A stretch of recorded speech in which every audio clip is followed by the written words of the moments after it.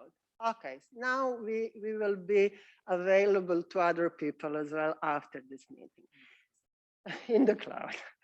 So going back to our program, open science is something that we will discuss, and not only about the open science as a phenomena, and not only about positive and negative sides of open science as a phenomena, but also, as always on our meetings, we will discuss our life at the University of Ljubljana, life at the doctoral education. So we will speak also about how we lived during last non-year and how we are planning to live and reopen and restart education in the next academic year. We will also talk about communication. Open science is all about communication. So we will again speak about that part of our activities that are important for us. So there are three parts of today's program. I'm using always the opportunities when we are together to remind some of you and to give the information for many of you about the doctoral school. So doctoral school is a mechanism that hopefully helping us to do doctoral education in the best possible way. And now I put this on the slide in English, and I will switch to Slovenian, because not only because of my dean, but because of many of you who are speakers of Slovenian language. Torej, doktorska šola v Ljubljani zdaj že obstaja vrsto let in v tem času je, upam povedati, izoblikovala določene standarde kakovosti doktorskega študija. Torej, bistveno bolj kot pred obstojem doktorske šole v Ljubljani smo se na istem, ko govorimo o doktorskem študiju, smo standardizirali nekako in se veliko pogovarjamo o doktorskem študiju, prej smo se pogovarjali nekoliko manj. Ena glavnih nalog doktorske šole Univerze v Ljubljani je ustvarjati skupnost doktorskih študentov. In ne samo študentov, ampak tudi tistih, brez katerih doktorski študij ne bi bil mogoč, torej in mentorjev in služb, ki sodelujejo v organizaciji doktorskega študija. To delamo, to bomo delali tudi vnaprej. Ena od takih mehanizmov, kako to delamo, so take sestanki, kateri so vedno, zdaj so že tradicionalni, prvo smo začeli z pomladanskimi, zdaj smo se že obvezali, da bomo imeli 2 sestanka na leto in to zaenkrat lepo funkcionira. Imamo tudi tematske delavnice in tako naprej, o tem bo tudi še nekaj govora in zelo se ukvarjamo zdaj zadnje čase in mislim, da bomo to do jeseni spravili skupaj. Radi bi komunicirali na različne in drugačne načine. Radi bi uporabljali vse tehnologije in teh je veliko, ki so nam zdaj na voljo, da delamo boljše. Torej, da to, kar se samo pogovarjamo sedaj, kar je najbolj pomembno, da se pogovarjamo, da uporabimo tudi drugačne medije, da informiramo, da komuniciramo in tako naprej. Ena top tema vedno, s tem smo tudi začeli seminarje v doktorski šoli, je mentoriranje. Videli boste pol, ko bo kolega predstavljal anketo o mnenju doktorskih študentov, kako smo živeli v lanskem letu. Izpostavlja se, da je mentorski odnos, tako kot je vedno bil, ampak tudi sedaj v tem letu bil ključen. Torej, to razmerje med mentorjem, mentorico in mentoriranko, mentorirancem je nekaj, kar je nenadomestljivo. In če ni dobro, zelo, zelo težko pride do dobrega rezultata, dobrega doktorata. Temu posvečamo veliko pozornosti. Od predlani se vse bolj sistematično ukvarjamo s tem, kako prenesti razen znanja na področjih disciplinarnega znanja in ustvarjanja tega skozi doktorski študij, tudi za sistematično in celovitim načinom prenosa generičnih znanj. Komunikacije so en od teh generičnih znanj in generičnih spretnosti, s katerimi se ukvarjamo. Druge, nekatere smo tukaj navedli. Radi bi posebej izpostavljali tiste med vami, doktorskimi študenti, ki ste najboljši. Zaenkrat še ni bilo na ravni univerze nagrade za najboljši doktorat in zdaj smo v procesu, da se nekaj, to je zelo pomembno. Pomembno je, da smo ponosni na tiste, ki so najboljši in da to javnosti tudi zelo ponosno sporočimo. Torej delamo na temu. Mnogi med vami, many of you are foreign students. Foreign students are a special community within the community of doctoral students of University of Ljubljana. Doctoral studies are the most internationalized part of the university. So we are aware of specifics of this community, and very soon we will organize some special events for doctoral students who are from abroad. Mednarodno sodelovanje, mednarodni študentje so del našega mednarodnega sodelovanja. Pomembno mednarodno sodelovanje pa tudi z mnogimi inštitucijami, s katerimi smo začeli dela doktorsko šolo Univerze v Ljubljani, kot je Council of Doctoral Education, European University Association, globalna mreža Forms and Forces of Doctoral Education, projekte Utopija, zveza, mreža Utopija, znotraj katere ta dva prve institucije se ukvarjajo izključno in samo z doktorskim študijem. Utopija je bistveno širša mreža našega strateškega sodelovanja na univerzi, ampak prav tam se vse bolj močne vezi prav na doktorskem študiju vzpostavljajo. Ena zelo pomembno povezovanje pravkar poteka z eno pomembno mrežo, katera obstaja na Univerzi v Ljubljani, to je SMUL, torej naša mreža alumnijev, kateri nam bodo v prihodnosti pomagali izboljšati doktorske študije z rednimi predavanji, z mentoriranjem in spremljanjem naših študentov in na druge načine. Posebej pomemben način je pri pomoči temu, da naši študentje pridejo, odidejo na najboljše univerze, na katerih so naši alumni. In nekaj, o čem bomo danes tudi veliko slišali, mi se moramo znati nekako obnašati v novem tehnološkem okolju. Torej, digitalizacija in hibridizacija doktorskega študija je nekaj, kar nas čaka in o čem se bomo začeli že danes pogovarjati.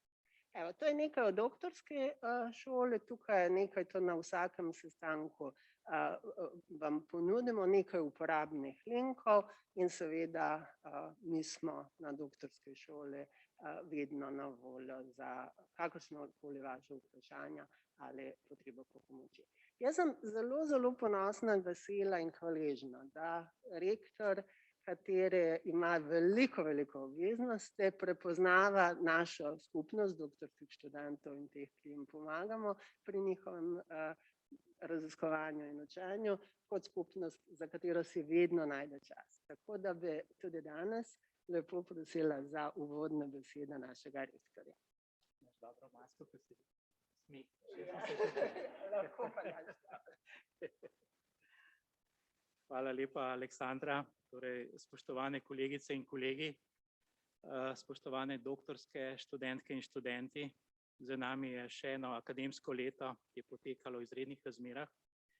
Zato se na samem začetku zahvaljujem vam, vsem kolegicam, kolegom, seveda tudi študentkam in študentom, ki ste se nepredvidljivemu letu kljub vsemu uspešno zoperstavili.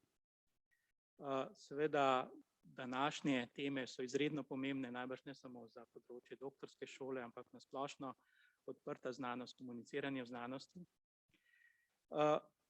Seveda potrebno je bilo veliko prilagoditev, žrtvovanja in močno upam, da bomo novo akademsko leto začeli in ga v celoti izpeljali v drugačnih normalnih razmerah, se pravi jeseni.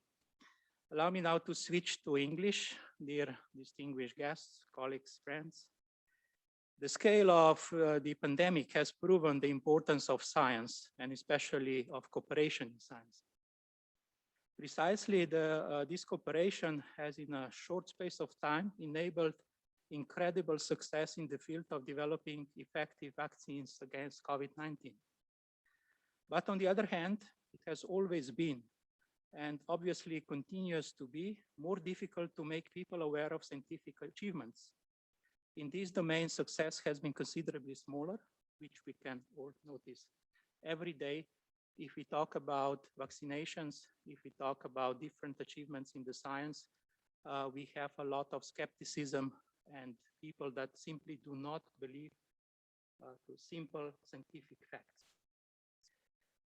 This is why I call on all of you not to stop after having developed, discovered, created, or designed something, but to always have in mind the next exceptionally important step, how to bring these achievements closer to society in an understandable way.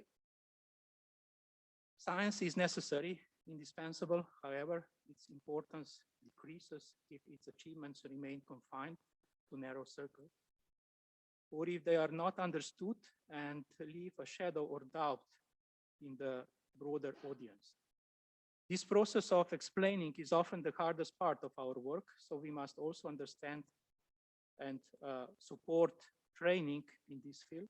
I believe that's one of the subject of today's meeting, and it will be also one of the important points that we would like to highlight. I wish you, of course, a successful end of this academic year, and may the new academic year be like the ones we used to know in the past. So once again, I wish you a successful meeting, a lot of good exchange of good ideas, good knowledge, and as I said, see you in the beginning of October in our normal environment, in lecture rooms like this, and of course, with full contact with our students. Thank you very much, and all the best. Najlepša hvala rektorju. Zdaj pa na program. I'm really very, very happy to announce, to say something about two speakers who will open the first part of our discussion today. We will hear thoughts about open science from Dr. Alexander Hasgal. Bom govorila slovensko, vodja sveta za doktorsko izobraževanje na Evropskem združenju univerz, in posebej hvaležna sem doktorici Ane Slavec, slovenski ambasadorki odprte znanosti pri združenju Eurodoka. Jaz jim bom dala besedo, ampak doktorico Slavec, našo strokovnjakinjo, že zelo dobro poznamo. I will say just few words about Dr. Alexander Hasgal. There is plenty to be said about Alexander. I'm very happy that I have the privilege of working with him for several years now. Alexander is, as you can see, head of the very important European institution responsible for doctoral education. He has many, many different skills and experiences. But the most important for me, and that is the reason why I invited Alexander to speak to us, is that he is very skillful in two worlds. First, he is very knowledgeable and very well informed about all the important institutional frameworks, rules, European politics on doctoral education. And at the same time, he is a philosopher. At the same time, he is always curious and willing to reflect things that are changing our lives in different ways. And he's very good in that. And I'm always enjoying discussions with Alexander, and I'm sure that you will as well. So Alexander, I cannot see you. That is, sorry. I will give you the floor now, and I will stop sharing my screen. And Alexander is here. That is really nice. And just before you start to share, just a minute. How can I do that? Now you will, Can I pin you? Yes. Okay, Alexander, you are now on the whole big screen behind me. And I'm so sorry that I didn't do that before, but I will learn. I hope that we will not need this anymore very often in the future. But Alexander, now you are seen. I said few words about you, and I'm giving you the floor now. And please share your presentation and thoughts with us. Well, thank you so much, Alexandra. I'm really moved by your introduction, and thank you for this invitation. I think since about a year, usually I start presentation with saying, unfortunately, it's an online, and I would be much more like to be with you in person, but this time I mean it even more. I think something I enjoyed most in my position is really have an exchange with the doctoral candidates, which are the people we do all this work, and it's a pity I cannot meet all of you and talk to you. And secondly, CD had actually 2018 our annual meeting in Ljubljana. So, and since then I'm actually hoping to come back and also to your universities, and the hope is somehow virtually happening, but I still hope I can come soon and meet this beautiful place in person. However, even if it's virtual, I'm very pleased to do also my presentation, and I will also have a real presentation which I now will share. I think this is one of the skills we all had to learn in the last years. So actually, since it's a conference which we would be together and reflect together and discuss together, I also would like to try not just giving you 15 minutes. I try to be in time, just an introduction to open science, but really having some thoughts. I would be very happy actually to share with you and also hear your view, maybe just where I'm coming from. So I'm here representing the UACD. We are a membership service of the European University Association, which is the biggest university association in Europe, which has more than 800 universities, and we are steered by a steering committee of representatives of 10 European countries, inclusively with Alexandra, who is actually also a member of our steering committee, and there we know, and she makes, of course, that the voice of your university is very well heard in our networks and with our colleagues. CDE has now 256 European university with a doctoral education, which obviously shows we are focusing on the doctorate, but more and more the question of the postdoctoral research and how to support postdocs become more important. We do a lot like driving education policy, promote collaboration, looking what are the trends in doctoral education, and do a lot of activities, including events, where we look into the different topics, having surveys, policy paper, and much more. At the end, I show our website, and we also have a newsletter. If you're interested, some topics we have worked lately, research integrity. We looked quite a lot now into open science, interinstitutional collaboration is important. Obviously, the career of early stage researchers are very important, but also the question of mental health has become more important, but also the societal dimension of doctoral education, inclusively also the sustainable development goal. So we talk about the doctorate, and many of you are starting or ending a doctorate at your universities. And I wanted to start with actually an image from about the 16th century. And what we see here is probably quite familiar. It's a doctoral dissertation defense. Now, as we can see here, there is a person talking to a group of people who listen more and more or less carefully. We see this time, this sand watch in the background. So it's a bit my thesis in 3 minutes. And it actually shows what the doctorate has been in the beginning about. It was especially about showing the capability to talk about a topic, showing the scholarship. What's interesting in this image is also the windows.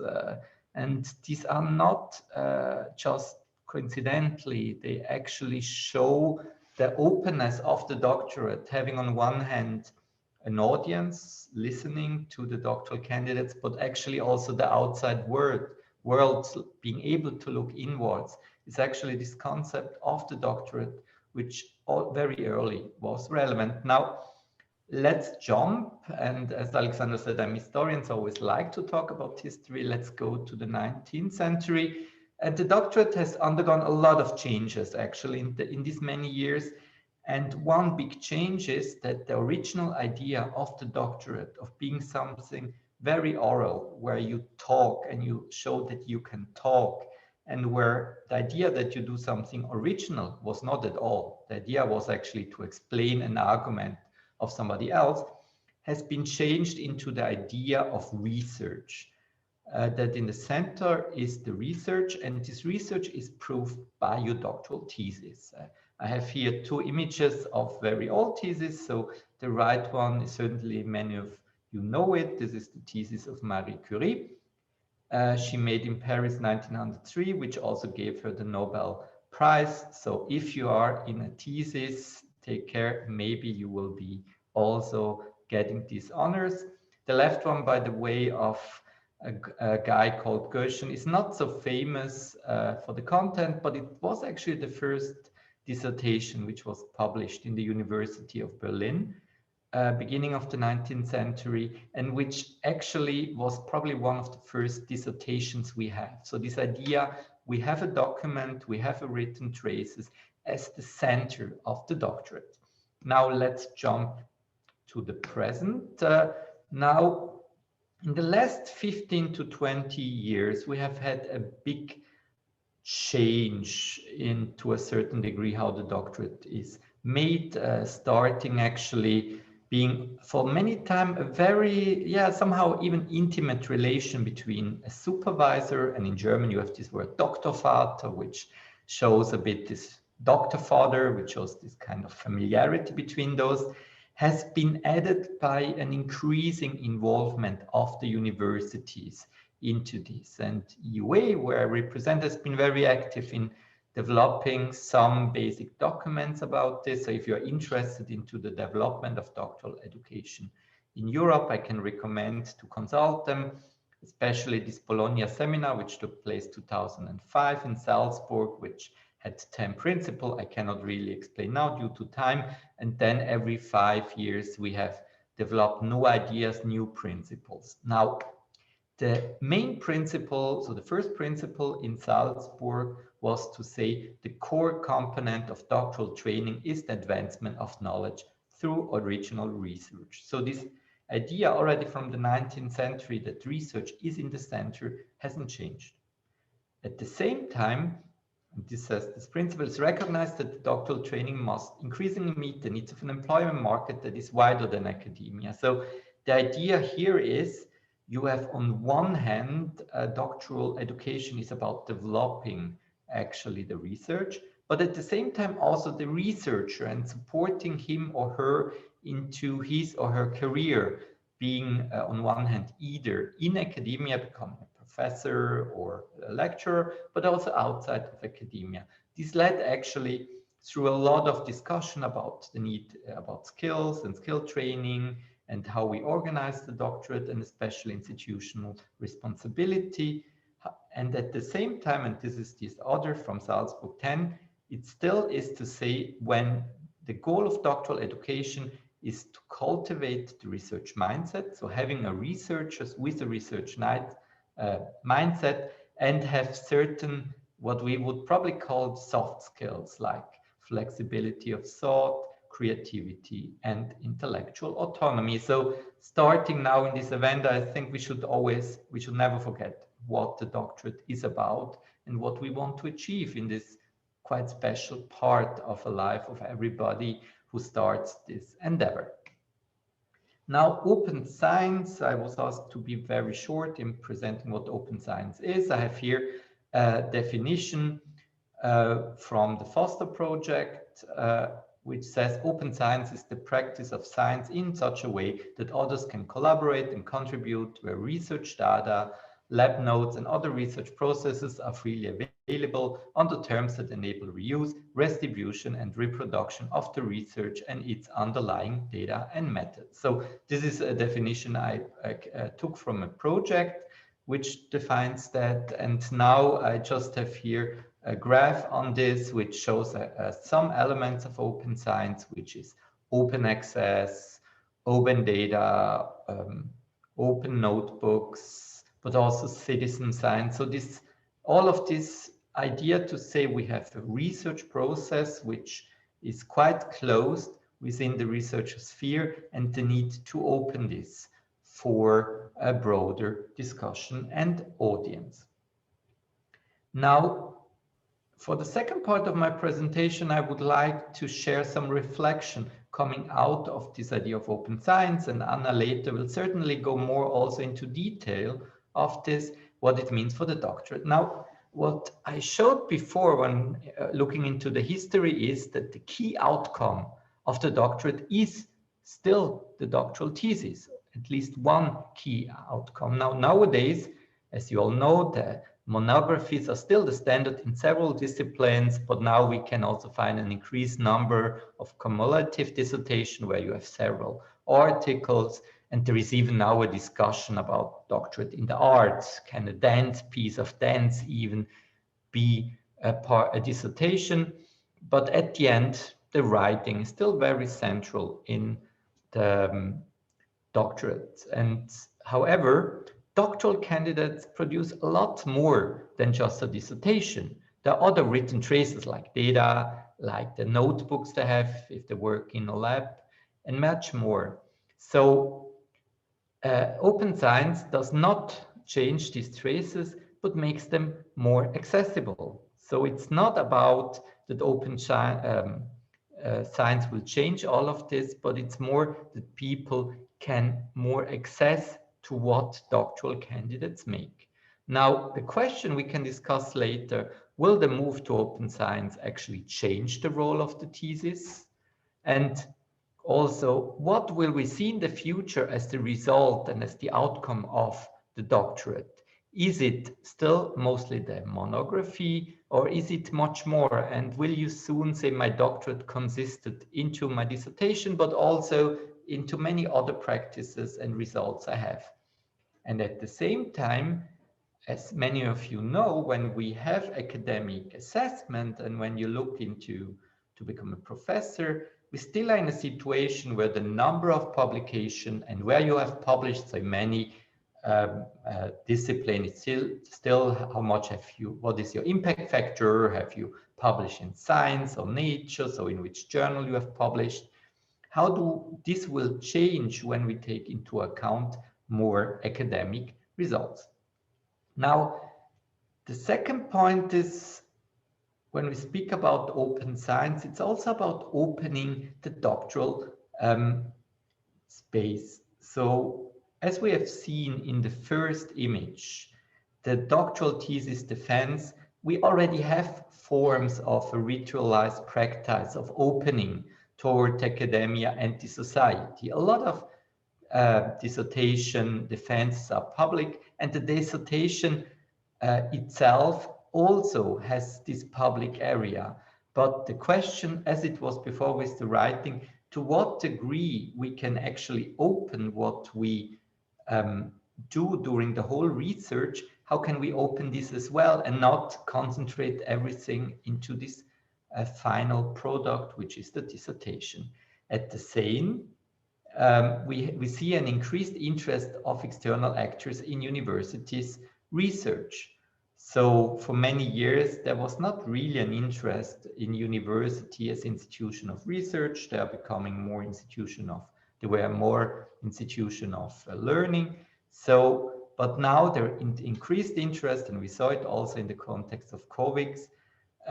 We see the need also from researchers to open what they are doing, to communicate it to the society, and also being accountable on what academia and researchers are doing.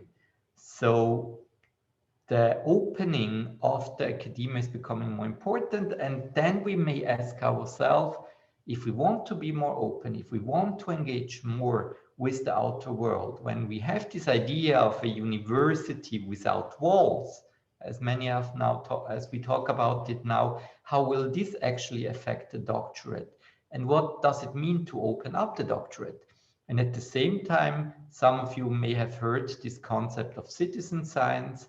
Well, citizen science, so it means the involvement of citizens which are not pure academic in the academic process, will actually change the doctorate. Will we see less of this boundary of being this sometimes also considered elitist area of the doctorate, which is not elitist, but needs, of course, a certain protected space? Will this opening change it? At the same time, we will see, or we see that the question of the skills are becoming more important, also due to open science. Now, we can discuss all day about skills and what are skills, and is what we call skill really that what doctorate candidates do. But at the same time, we need to be sure, or we are sure, that we need new skills and new capacities for doctoral candidates to meet these challenges. For instance, fair data. So how can you share data in a way that they are reusable, that people understand them, that you respect, of course, all intellectual property rights and so on? How do you communicate science in a good way that people understand what you are doing? So these new skills will also become part of the doctoral education. Here, doctoral school have this role of supporting the new generation to do it well. However, first we need to ask here, which can discuss what is actually the new here, and what of this skill, the doctorate, which, as I wanted to say before, always had this aspect of openness already within. What do we need to learn more, and what needs actually a reflection about what we are doing to translate it into a new reality of open science? So the conversion of what we are doing in the doctorate into this skill set, and especially to make it visible, is an important aspect. So to end, what is the impact of open science on doctoral education? First of all, the future of science is open. So the discussions we had 5 years ago, will open science really be necessary? Will it happen? I don't think we have this discussion nowadays, because we know it does happen, and it's becoming more and more relevant. And doctoral education, researchers, early stage researchers especially, need to be prepared to it. We need to deal here with multiple challenges and demands, and develop competencies to deal with open science.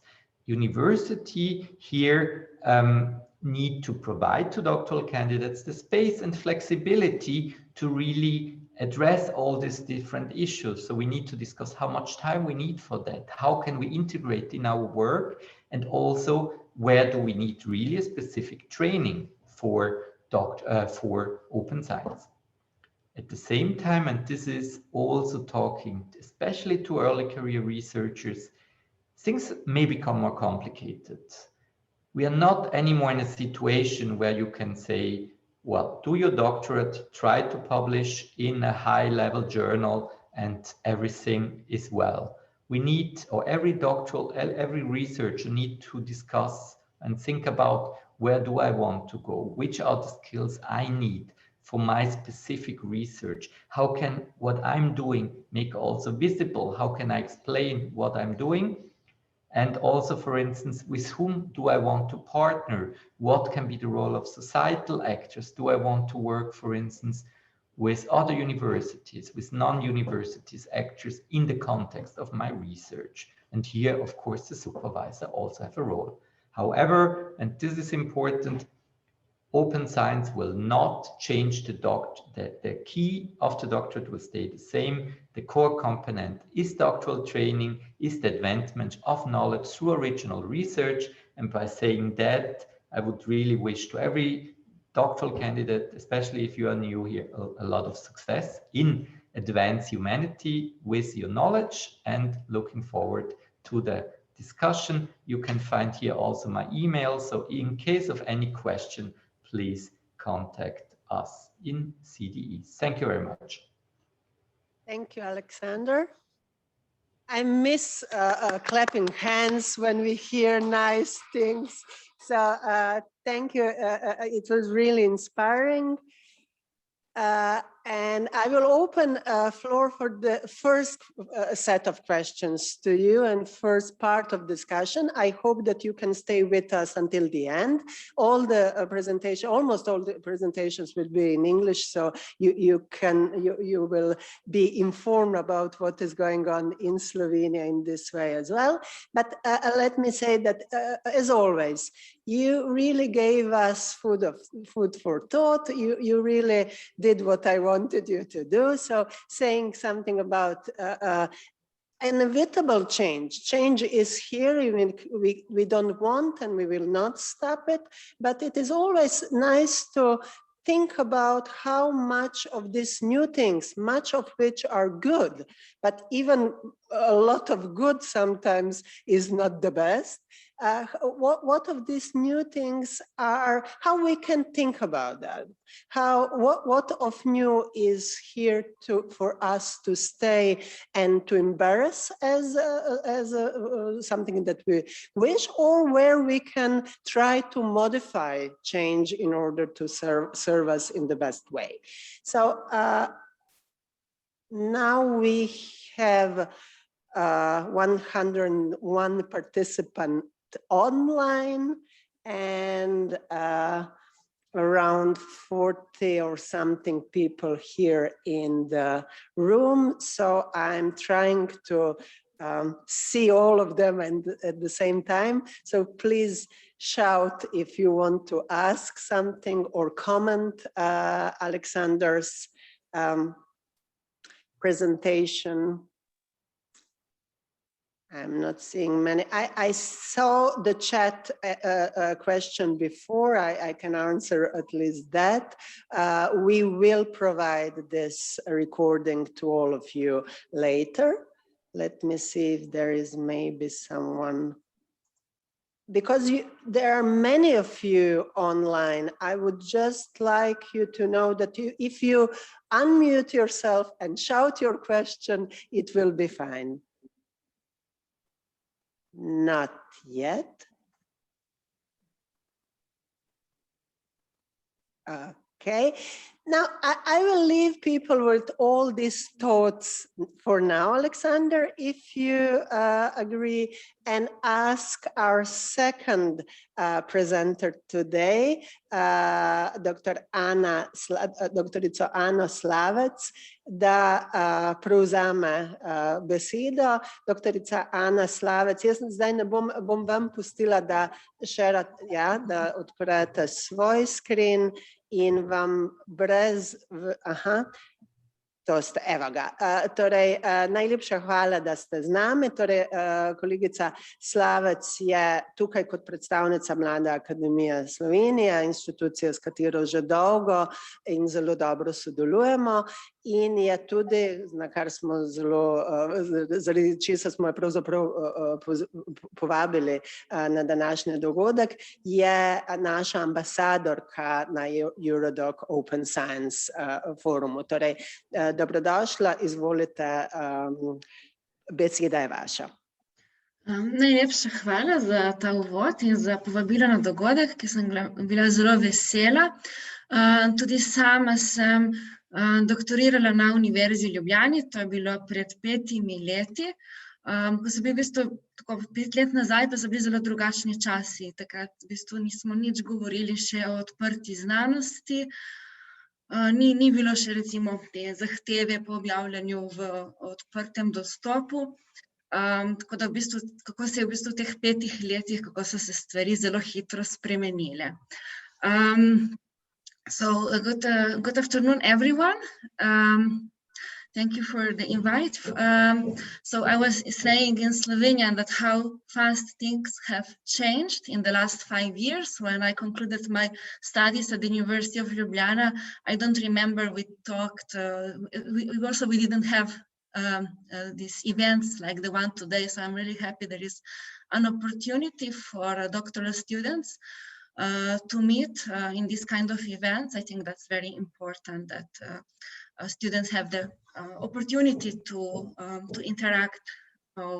Because also interdisciplinarity is very important in contemporary science, along with, of course, open science, which is the topic of my presentation today. To continue, so in the previous presentation, Alexander made an introduction to the topic. In my presentation, I will make an overview of the activities, open science activities we are involved at both Eurodoc and the Young Academy of Slovenia. But the title is Challenges and Opportunities. So of course, open science is a very good, so as early career researchers, we welcome open science and we think this is the right direction. But of course, there are also some challenges to overcome on the way. Before I start, let me just briefly introduce the two organizations that I represent. So Eurodoc is a federation of different national associations of doctoral students and early career researchers in Europe, including our Mlada Academia, so the Young Academy of Slovenia. And it's a community of volunteers that develop and inform policy on different topics. And one of the most important, one of the key topics we're working on is open science. We have this open science work group that I'm co-coordinating. And we have the ambassador program that I will present later. And here I provided some link that you can see the different articles about open science that were published on the website. And also at the Young Academy of Slovenia, open science, it's a very important topic of us. In the last years, we have been active in raising awareness about this topic, and we have two open science ambassadors. So along with me, there is also Nate Novak, who is a postdoctoral researcher at the University of Maribor. So as I mentioned at the beginning, so open science has, of course, its benefits for early career researchers, but when we are implementing it, we need to pay attention to the fact that there is very low awareness of open science among researchers, according to studies. So in the last years, of course, this is improving. Researchers are more aware about it and are gaining more skills, but still there is lack of skills, especially relating to more technical issues such as sharing data, because sharing data is not just uploading a data file online, but it needs to be prepared. Ideally in line with FAIR principles, as Alexander mentioned in his presentation. So, but this is something that researchers need to be trained to do this, and they also need support in this kind of open science activities. So we also identified the problem that there is a lack of support in staff at universities that would have support staff to help researchers. This is very different from field to field and from institution to institution. There are some universities in Europe that are employing data stewards that are helping researchers with their data. The role of librarians is very important in promoting open science and raising awareness. So usually librarians are the ones who offer support, but in addition to librarians, we need also maybe more specialized staff to help. And not only staff, but when I talked about support infrastructure, it's also repositories and so also not only human resources, but also other kind of resources. And I think the most important point here is the lack of rewards, incentives for researchers to practice open science, because for now, when researchers are evaluated for the work that they do, the most important thing that gives them most, let's say, career security in academia is to publish in journals with impact factor. So this is what is rewarded. Publishing in open access, it's becoming a requirement, but it's not something that gives you maybe some additional points for now. Of course, things are changing, but when we think about applying, so preparing project proposal, things that get you a postdoctoral project and later on projects, it's important. Everything is based on this on the bibliography of how much you publish, when there should be also there should be a way to reward also researchers who spend time to prepare data sets and share them, and other science activities, participating in citizen science projects. So these are things that need to be changed to motivate researchers and to make them easier to participate in open science. So what are we doing as an organization to help in this process?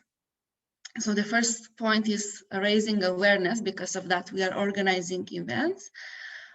Even before so first maybe I will introduce the Eurodoc Open Science Ambassador training that me and Nate and other researchers from other countries attended in 2019. Here I provided links to the different modules that we were listening in form of webinars, and so you can check this content later. And we had also courses on Foster, which they are also available online. I provided here the link where you can learn more about open science. And at the end, we had this exam and became ambassadors. So as an ambassador, even before I was an open science ambassador for Eurodoc, with Mlada Academia, we organized an event in December 2018 about open science. This was our first open science event. And we focused on Plan S, which was something very new that year. So it was announced in 2018, and we were the first organization to organize an event about it with different stakeholders. And we also talked about open data and citizen science. And then in 2019, me and Nate, as open science ambassadors, we organized a two-day event in Maribor. And it included also a conference on open research data in Slovenia in collaboration with several organizations that you see here. And the topics were also fair data, data management plans, open hardware, research data management, open peer review, open access.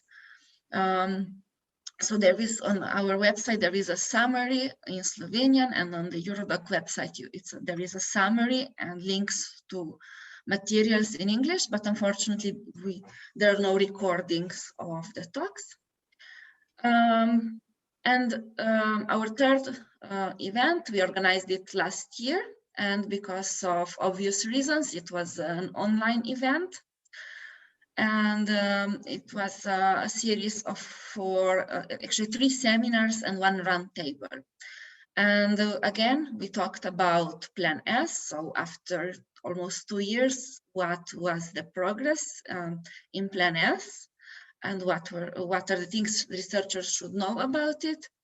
Again, we talked about open science tools and services, and then a new topic that we haven't discussed before, the European Open Science Cloud, and then the roundtable on research evaluation, which, as I mentioned, it's a very important topic if we want to motivate researchers to practice open science. And we plan to organize an event also this year. We don't know if it's going to be online or not.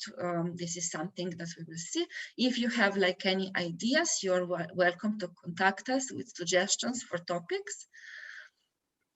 And another here, I would just briefly mention another activity I did as ambassador last year. Every month I published an article on Metina Lista, which is a website in Slovenia that has also a science section. And every month I posted something about open science in Slovenian. And then I made also a translation in English that I also posted online. So here you have all the links and you are welcome to read them. So because I'm mostly working with data, so most of my contributions are related to open data, fair data, but also I also tried to cover other topics. Then I would just briefly mention that recently there was this journal, Časopis za kritiko znanosti, they published an issue about open science in Slovenia and the world.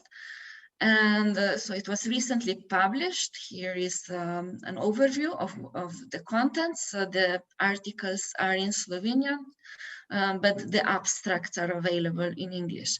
And here is a link. They're all available online as green open access in the repository. Okay, and finally, here are some contact information, my email at the Young Academy of Slovenia and at Eurodoc. But I don't know how long these two emails are going to be active, because this is probably my last year active, at least at Eurodoc. And so we are also looking for someone to continue this work.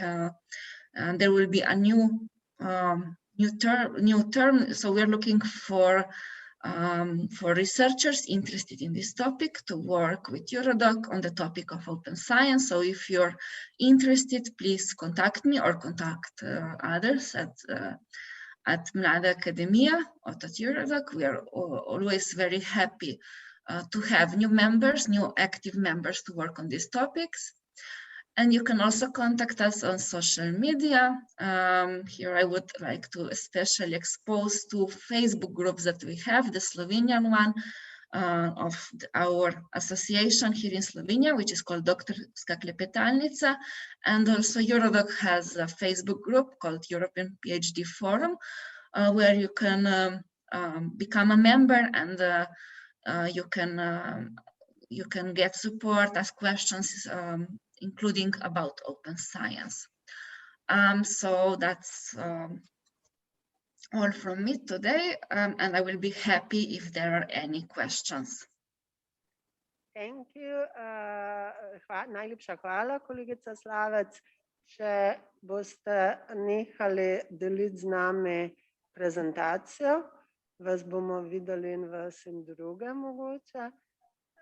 I would be really happy and grateful if you could share with us your presentation, not at the screen only, but also in electronic form. So we will put that if you share with us on our website.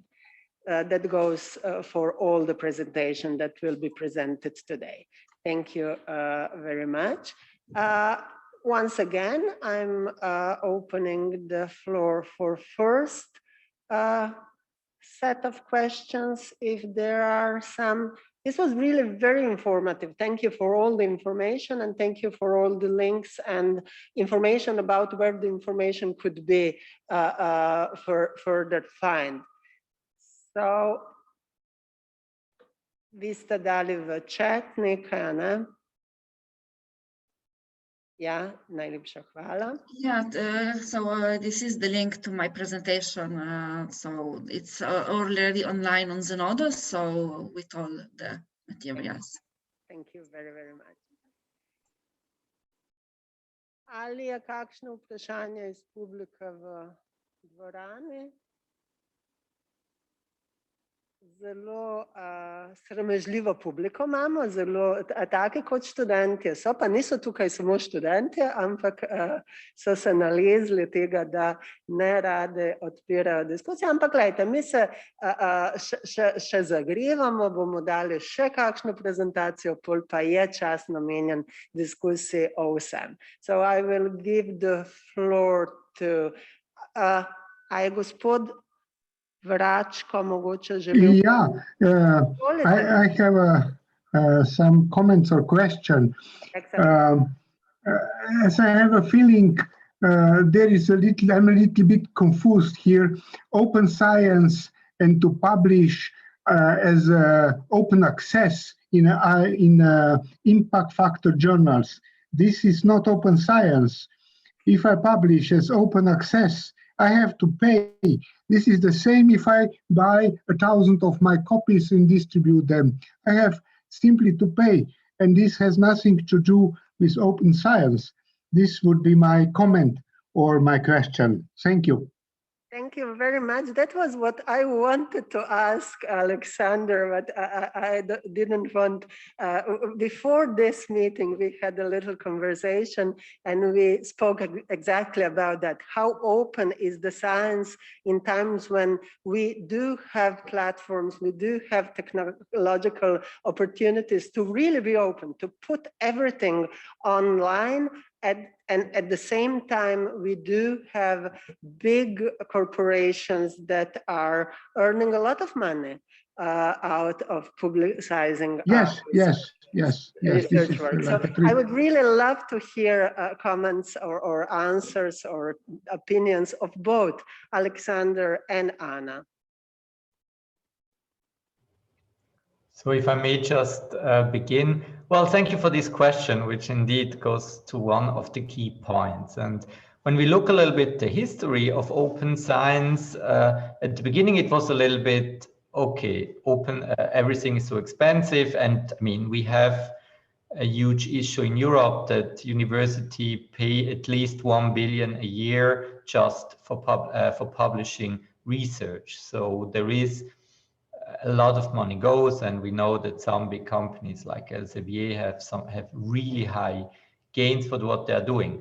However, what we have seen in the last year is open science is probably not really cheaper than non-open science. We also must say it may not be cheaper because it's, I mean, we still want to maintain the whole work connected to it, so we won't get it for free. We should, however, we should also avoid these quite high costs which are connected and where indeed some companies make a lot of money. So first point is to say open science is not necessarily cheaper science. Secondly, a lot or an issue we see nowadays is that there is a tendency that the cost goes from the person who is reading, which prevent a lot of people to have access to research because they cannot afford subscription or the institution doesn't have, to a situation where the person who produces the research is paying for publishing this research. Now, there are two possibilities. One, which would be bad, I would say, for everybody, and which is actually also not the will, that the researchers themselves would pay for the research, or that the institution where the researchers are will pay for publishing this research, because this would lead inequalities in the world, not make them smaller, but actually make them maybe even bigger. So when we look into Plan S and other initiatives, they say clearly that it's not the researchers who need to pay this, but it's actually the public, especially also the funders, who have a responsibility here. So concretely, this means we are not in a situation to say, let's make it open science, let's make the author pay for everything, and then things are good. It still remains something we all need to strongly lobby for, and also clearly demand that the costs of publication, which are definitely smaller if you do it open science, when you take away some of the very high earnings of the company, but it's still here and it's still not so cheap. that this will be paid by the public and by the public funders and not by the researchers or the institution. So this is a challenge or a demand we need to have, and which needs also the investment of all of us to take care that this happen. The second point, which also Alexandra mentioned, of course, the idea of open science shouldn't be that the universities and the public research is open and everything else still remain closed. Now, as a universities, of course, we are mostly looking into our own area, into our own universities. But if we take, and this is, I would say also, I mean, I now talk really about how I also see the thing. If we take open science for serious, it should also lead to another understanding of science, which not only covers university research. And we should also not forget that a lot, what we have seen now, for instance, with the vaccines, is not only a lot of this research was done by universities and was fundamental research done by universities and publicly funded. And it's important to recognize this when we discuss about the roles of vaccines, for instance. I hope I could give some answers or at least reflections to this. Thank you. Very good remarks. Anna? Yeah, so I would like to add something to this response. So from my personal perspective, so of course, because you have to pay an article processing charge to have it published as open access, it feels that it's expensive, but a lot of times researchers are not aware that already now we are paying, because there are these subscriptions to journals. There is an estimate for Slovenia that 4 million euros are spent for journal subscriptions every year. But researchers don't feel that, especially if you work at a big university as the University of Ljubljana, because usually all the all the articles you want to read, you have them available through your library. But if we want to be fair, open, transparent, we have to think globally about the world. We have researchers in the global south that don't have access to this knowledge, and it's not fair. So why this money that goes now for subscription fees, why it could be used to cover the costs of publishing articles instead of subscriptions? Because I think it's more important that everyone can read the article than so okay, there is an issue that we need to have funds to cover the costs. So one idea would be, of course, that all this money that goes for subscriptions should go to cover article processing charges. But of course, there is also an issue that a lot of times the article processing charges are too high, so they are not realistic. So the profit margins are very high. And we should find ways how to make them lower, more accessible. Of course, there are some costs connected with publishing, but it's probably not 2,000, 3,000, or even more euros. And another thing I want to mention is that we have also option to publish for free in open access, but the problem is that in these venues, you don't get an impact factor, but for your career progress, you need to publish in journals with high impact. So instead of saying, let's keep it this way because it's comfortable for us, because we are researchers who have access to this, I think we should be all striving to change the system and to change the research assessment to make it to make it an incentive, so that it will be an incentive to publish in open access. Thank you, Anna. I can see that Professor Gregor Majdic would like to comment or ask something. I am very proud that he is with us. I don't know how many of you knows that Professor Majdic is elected to be our new rector. So today we are with two rectors, one who is leading the university now, and I'm really glad that Professor Majdic is with us. And he's also one of the people who are knowledgeable about open science. You might saw his name at the publication Anna showed us. So Professor Majdic, the floor is yours. Thank you very much. I just like to comment on, actually, Anna already touched at the end of her answer, but I wanted to say, yes, the problem I see is the price of these APCs. Especially last year, we saw the journal Nature published the opinion that they will also publish open access articles, and the APC charges will be 9,000 euros.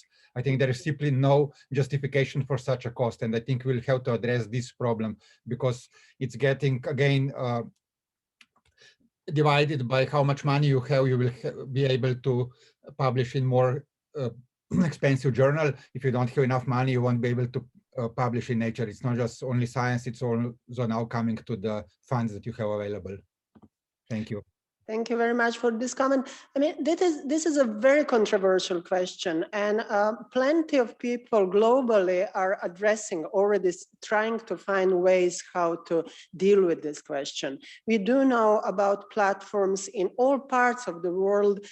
Recently, this week, we had a big discussion about this at the Slovenian Academy of Science and Art. So there are attempts to find answers. And as I said, there are ways, and I think that scientific community should do something. So there are strong players who have invested interests, but we are strong as well if we know how to organize and use the technologies, use our knowledge. We are smart people, we are academicians, so we could organize and find ways how to deal with this. Yes, if I can add, no, absolutely. One risk we have, I mean, what was quite comfortable with journal impact factors, you could delegate a little bit this quality assurance, or what is good or what is bad, to a number, to an indicator. And one number is always better than no number. And it would be very counterproductive if we maintain this attitude and say, let's delegate it again to journal. Just now the one who pays is not kind of our library, it's our research department. This won't change. And it's also not happening. We see in more and more countries also changes in the way research is assessed. And it's quite possible that in 10, 15 years, when many of you may be in a situation that you want to become a professor, there will be a very different way to assess research. And maybe, and certainly it will not only be the publication impact factor then. So that's why it's really important as early career researchers. First of all, it's actually quite fascinating that we are in a situation where actually a lot of changes is happening, and the voice, and also the voice, for instance, of Eurodoc is therefore so important, because it's really open how the situation will be in 10 years. And whatever voices we hear also from the doctoral candidate is important. And on a personal level, again, because it's changing, it's important that you get informed about the different ways research is happening now. What are the different elements of open science? Because this is the reality more and more, and it will affect you as early career researchers as well. But, and this is really the positive, it will enable to have a broader approach to research and not force people in this publish and perish situation where you have to publish a lot, pay a lot, either you pay you or the library, and at the end you still don't know if this really reflects what you have done. Thank you, Alexander. Now, I don't want to stop the discussion, but I must be aware of the time, and this was the main subject of our today's meeting, but we do have two other parts of the meeting. So hold your thoughts and we will discuss again at the end, but now I will like to continue, and with our program. So one of the things that we are sure about is that, we experience a very, very hard year. Hard year is grem malo na slovensko, moram. Torej, težko leto je za nami, leto, katerega eni imenujejo ne leto. V javnosti je nekaj ljudi glasno povedalo, da to, kako smo se odzvali na univerzi na to ne leto, ni bilo dobro. Ena od najbolj vidnih je bila profesorica doktorica Špela Vinter iz Filozofske fakultete in bi jo lepo prosila, da nam se pridruži. Z nami je tudi doktorica Teja Romih, upam, da, prosim, da se ozvoči. In z nami je tudi... Živja. Je tudi kolega Jure Mravlje, ki je študentski predstavnik v Komisiji za doktorski študij Univerze v Ljubljani. Opravil je eno zelo dobro delo v zelo kratkem času, bil je v kontaktu z študenti in študentkami, doktorskimi študenti in študentkami, in to o tem, kaj si oni mislijo o tem letu in kaj bi radi spremenili, nam bo poročal. Jaz bom prosila doktorico Špelo Vinter. Maybe I will just say this in English as well. So one of the academicians, people who were critical towards how we dealt with the last year, academic year, was Professor Winter. Professor Winter comes from the Faculty of Arts of our university, and I will give her the floor and the mic in front of her.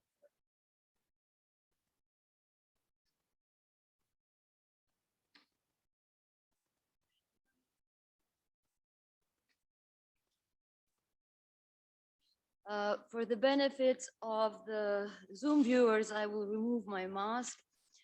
Thank you for the invitation, and hello everyone. Let me just briefly introduce myself. I am otherwise a professor and researcher at the Department of Translation at the Faculty of Arts, which is the largest faculty of the University of Ljubljana. But here today, I am speaking not in my capacity as professor and researcher, but more in my capacity as a public servant who serves the public by critically thinking. So I would like to share with you some thoughts on the COVID crisis and the response of the academia. For the purposes of this panel, I conducted a very brief informal survey among my friends and colleagues abroad, asking them how they spent this year, asking them how many weeks they had spent teaching face-to-face, whether they have had face-to-face meetings with their PhD students and so on. And what I found basically was that the lockdown was similar in most of Europe and remains, so most universities remain closed. And so I received around 10 responses from 6 different countries. Britain is reopening now, Germany, Austria, Croatia, the Czech Republic are staying closed. So basically, we're all in the same boat. Perhaps one area where we are not in the same boat is the fact that in Slovenia, the COVID crisis coincides with a severe political crisis. And this is one of the reasons that I think we should have been louder, we should have been more active. Now, I will be using we, the collective we, referring to university as an institution and referring to ourselves, teachers, researchers, and students as its members. So, like I said, we are witnessing a political crisis with a government where some of the fundamental principles of freedom of speech, independency of the media, human rights are being compromised. I think we are also in a period where we are witnessing one of the worst ministers of education probably in the history of this country, with a series of ill-founded and counterproductive measures. So one area where I think the university should have played a larger role is by exerting active criticism to each and every measure of this government which was scientifically unfounded.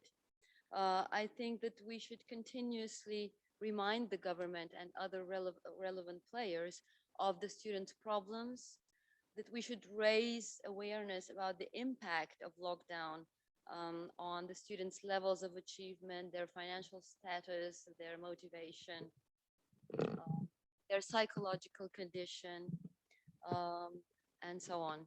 Can you hear me well? No? Okay, okay. Better now? Right. We should also raise awareness, like the rector mentioned earlier on, about the importance of science in this global crisis by promoting scientific achievement, by helping to dismantle the conspiracy theories, the fake news, the fears and the doubts that amass in the public. So this is one area where I think this external role of the university as a institution in society should have been different. The other area I think is more internal, the way how this university acts towards its students.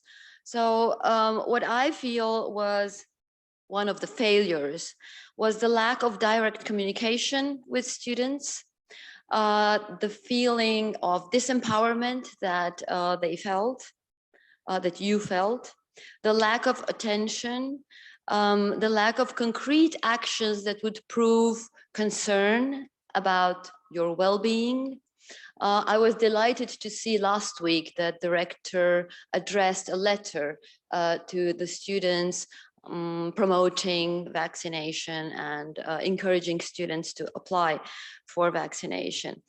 On the other hand, just a few days ago, I was speaking to one of my students who commented on the rector's elections, saying that he was surprised about the vigorous campaign this year, and also saying that, well, I read through all the programs and there was a lot of talk about some vague plans for the next 4 years, but I want to know what's going to happen next week. Now, doctoral students are especially vulnerable and especially prone to feelings of loneliness, of anxiety and stress. And I really look forward to the results of the survey that are supposed to be presented after me. Yeah. I came across a British study that shows that 4 out of 5 early career researchers during COVID report some level of mental distress. They are stressed about their day-to-day life, their living arrangements, their finances, their work, and many report difficulties regarding access to software or research equipment, impaired ability to collect data, and so on. And all of these difficulties are even more aggravated for exchange students and international students. So if a few words about reopening. At the end of April, I think Slovenia reached the orange stage, and as of this week we are in the yellow stage. So theoretically we are now in the stage where some face-to-face activities could be resumed. But from my experience I hope that perhaps the experience elsewhere is perhaps more positive, the reopening is unsystematic, with decisions and responsibility being shifted downwards. So there was no overall system or systematic decision that would be applied throughout the entire university. And the result is the so-called hybrid lecturing, where for the past 3 weeks, I have been standing in an empty lecture room. And in these past 3 weeks, I have seen 7 students face to face, and all the rest were via Zoom. Of course, at least at our faculty, we received the instruction that there was to be no modification of schedules. Now, that explains everything, right? And there was also, so the instruction was, okay, maintain hybrid teaching. On the other hand, there have been no investments in technology that would facilitate or support hybrid teaching. So these are all problems that could be resolved. Perhaps the biggest failure, in my opinion, is the impression that university, and this applies not only to our university, but I think Europe-wide or perhaps even globally, the impression that universities and academic life are functioning reasonably well under these new circumstances, and that Zoom is a satisfactory replacement to face-to-face activities. It is not. And as one of my German colleagues and friends remarked, we are losing students day by day. They might appear on Zoom with their name in a black square, but they are lost in every respect possible. So perhaps to finish in a more constructive tone, I have tons of suggestions how this crisis could be handled better, but to stick to just a few, we should start planning for the next wave now. We should start planning immediately, including preparations for hybrid teaching, including all the schedule adjustments, all the investments into facilities, into technology, audiovisual help, and so on. The second thing, the summer semester is not over. Everybody acts as if it were over. It is not over. I think we should actively encourage any form of face-to-face meetings with students. I think it is a disgrace that cafes and restaurants are full and lecture halls are empty. Further, I think the university should create a fund for COVID recovery. It should absolutely support research of the short-term and long-term effects and provide financial aid for psychological treatment, the students' investments into tech and so on. And perhaps more important and easier said than done, but still, we should learn to communicate better, louder. We should go public, and that applies to all of us, not only the university leadership. Go public, be loud and clear in the message that students matter, and that science, not silence, is the answer possibly to most of the challenges that we are facing now. Thank you.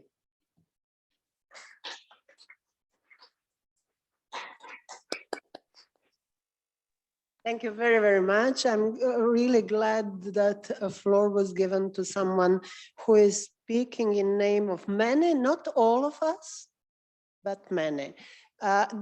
This is a very controversial question. I agree with Professor Winter. Thank you, Anna.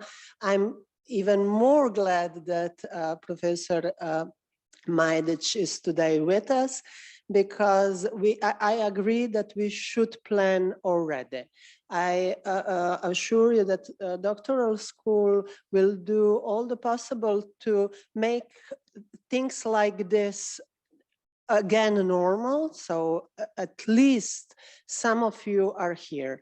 We are now, for people who are in Zoom, we are now in a space that could normally host 500 people, and with all precautions, with all security measures, we can be 95 of us here. So this lecture room is one of many, not we do have at the university lecture rooms like this, and those lecture rooms could be used at least for doctoral students who are not many.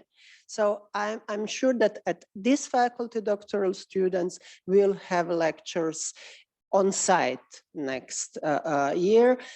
Doctoral school will also try the best to have as many activities as possible in a normal way.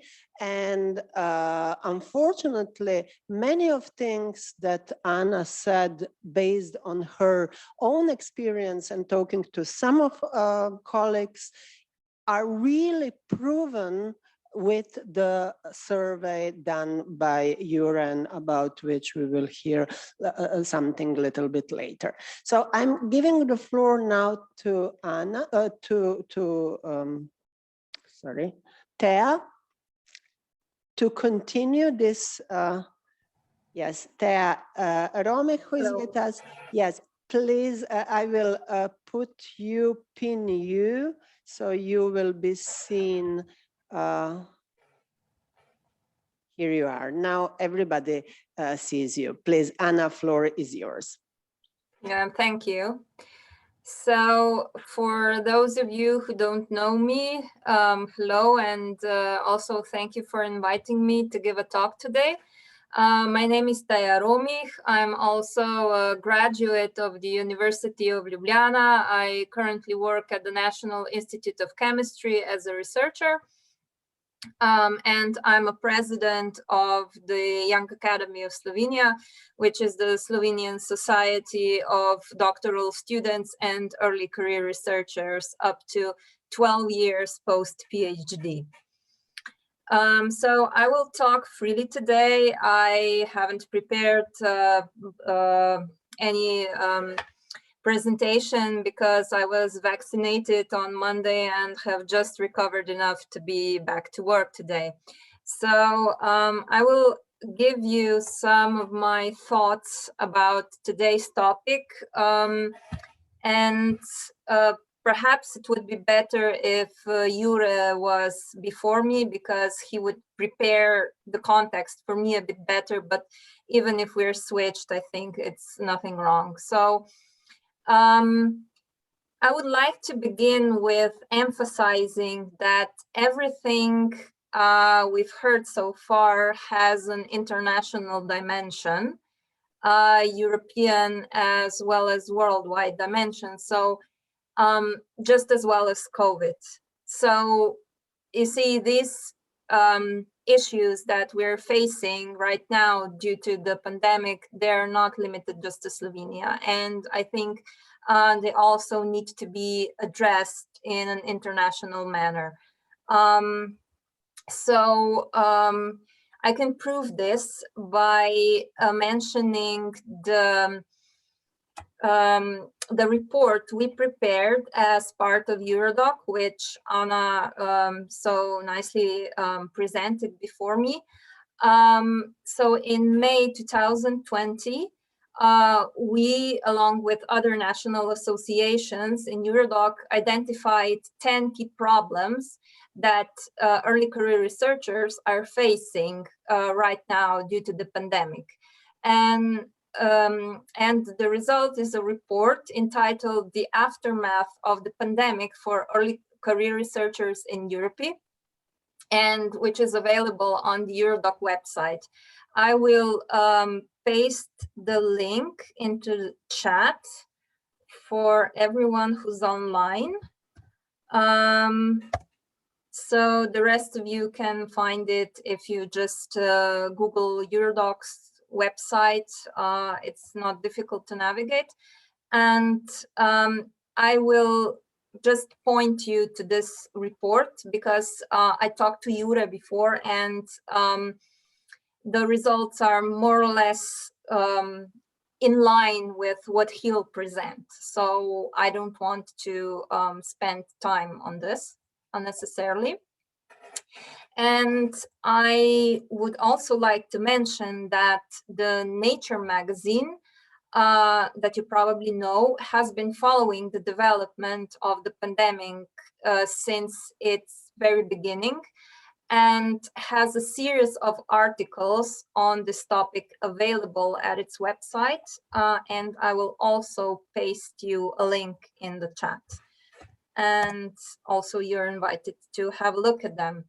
So one of the, yeah, okay. So I would like to point out, I think that after the pandemic, the course of doctoral training can return to normal, more or less,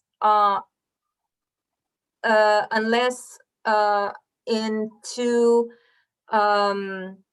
areas, which are, I mean, except in two areas, which are the labor market for early career researchers and mental health.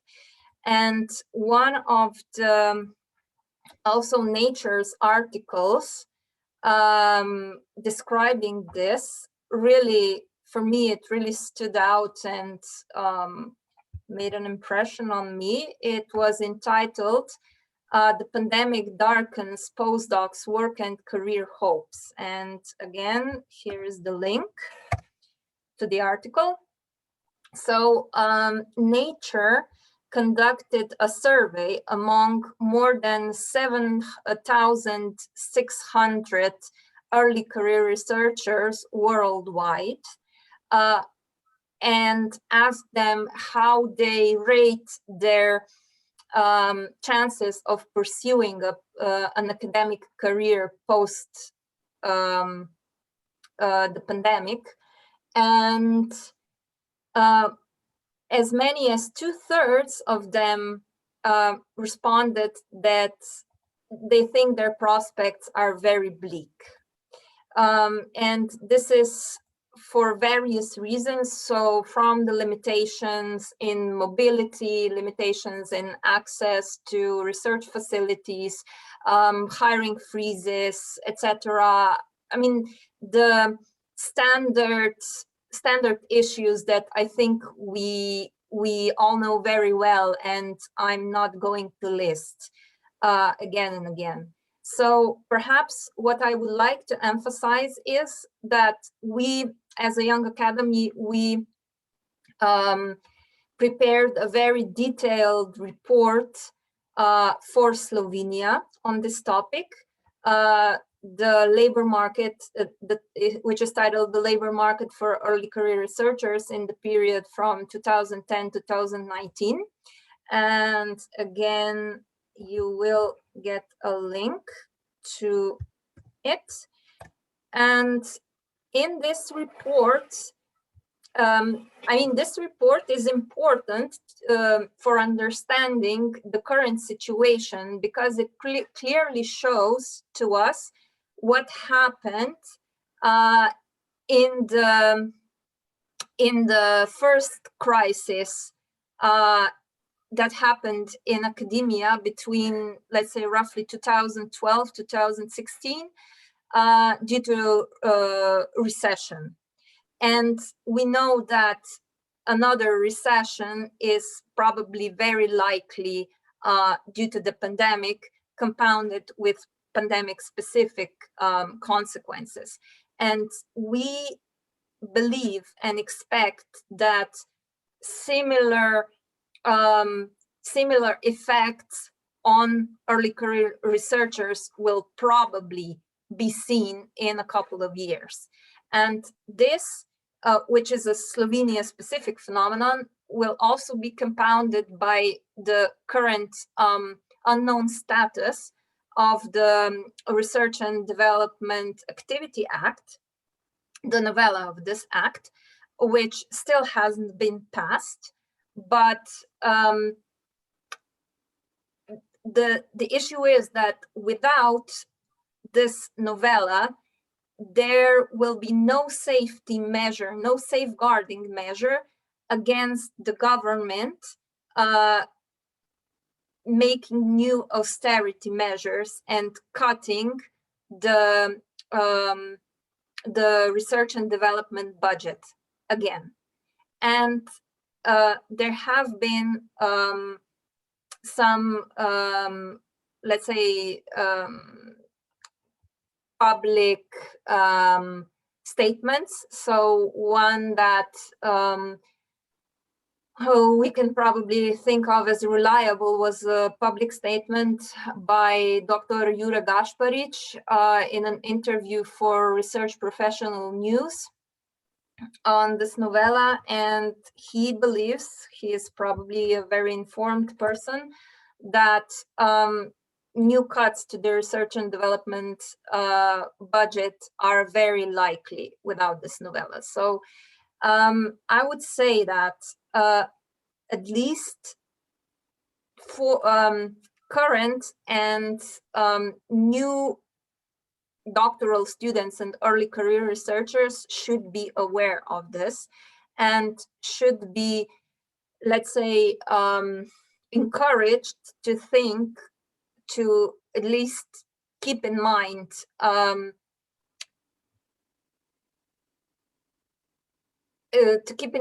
to think of an alternative career, not just academic career, because it may be very difficult to stay in academia. So I think that we should strive to normalize the transfer to non-academic careers, and this is also an area where the doctoral school of University of Ljubljana can help with some practical aspects, such as greater emphasis on transferable skills. So we still, and here I would also emphasize a very specific aspect, and that is that we often understand transferable skills as soft skills. So like public speaking, project management, professional writing, and so on. I think that in the light of the possible future, I think there is a need for what I would call hard transferable skills, which are, let's say, patent law, knowledge and technology transfer, quality control, and intellectual property, commercialization, standardization, and knowledge areas like this. So it would be very welcome if some training in this area would become an integrated part of the doctoral training. And also our European Association, Eurodoc, also promotes this.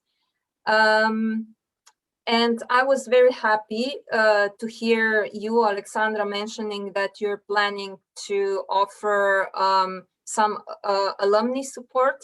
I think this is also very beneficial to help, let's say, future graduates to spread their social network, and also to get feedback from practice. So how it is to continue the career either inside academia or outside.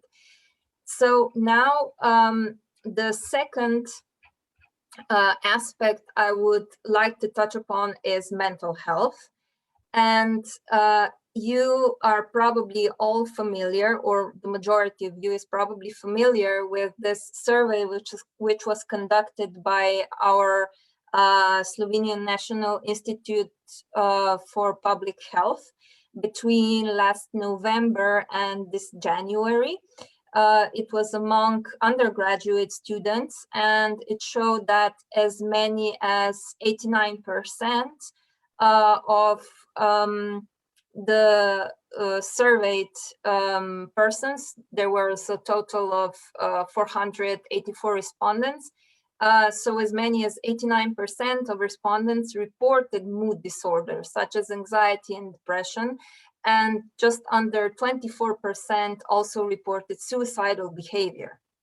And what is concerning about these numbers is that among them, there are certainly future doctoral students.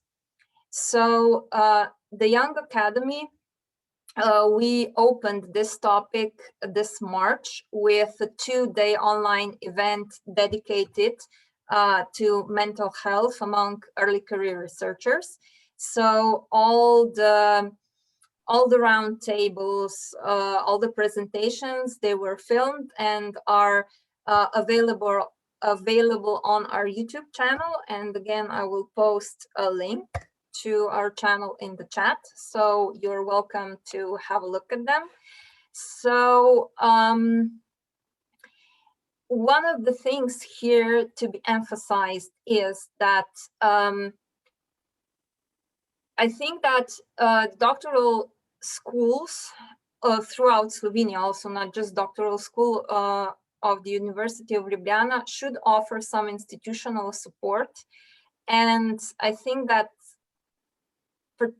to both the supervisors and the students. Why? Because first of all, if we focus on supervisors, and if they happen to have a mentee who struggles with mental health, so the large majority of supervisors, they are not equipped, they are not properly trained to help their students hands-on.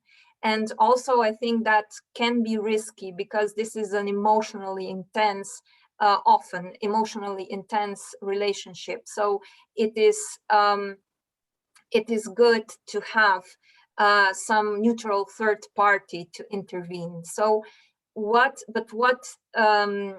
the supervisors need are resources, are information where to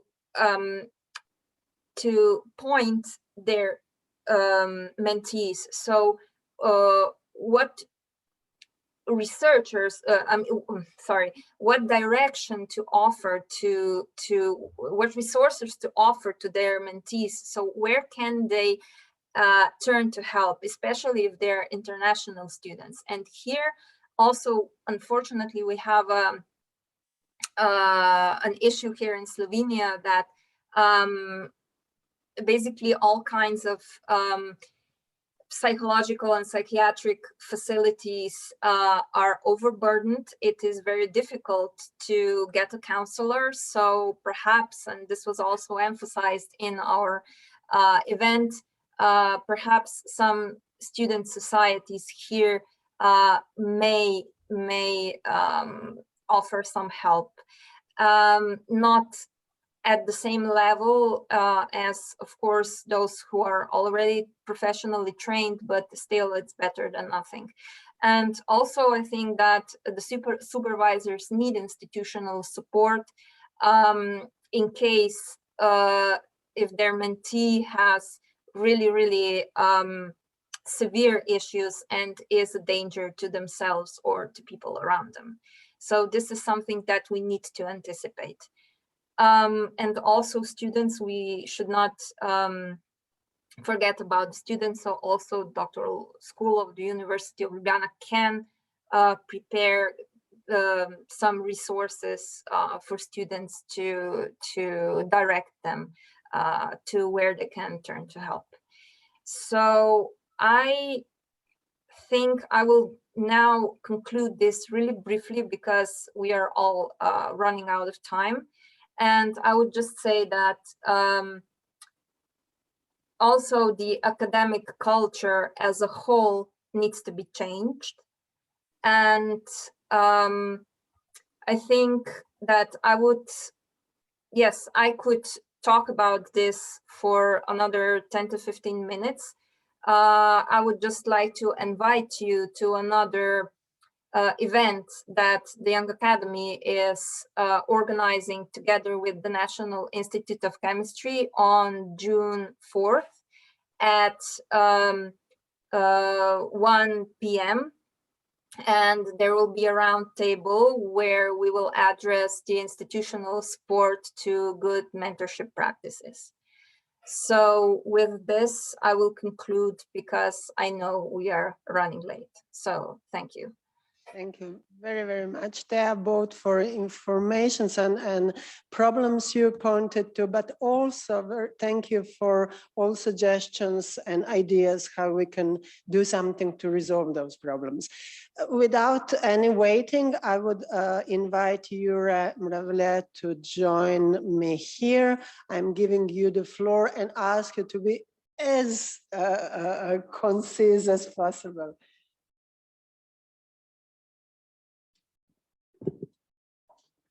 Ja, skratka, lepo pozdravljeni vsi skupaj tudi v mojem imenu. Sem Jure Mravle, doktorski študent in mladi raziskovalec na Biotehniški fakulteti in pa tudi v bistvu predstavnik doktorskih študentov v Komisiji za doktorski študij na Univerzi v Ljubljani. In tako kot moji predhodniki, ker se že ne moramo vsaj videti v živo, ne žal, bom tudi jaz tole odstranil, da bo to vsaj tisti, ki ste z nami online, vsaj malo videli. Nadaljevanje moje predstavitve bo v angleščini, ker je danes z nami veliko tujcev in ker verjamem, da tudi vsi slovensko govoreči prisotni dobro razumete angleščino.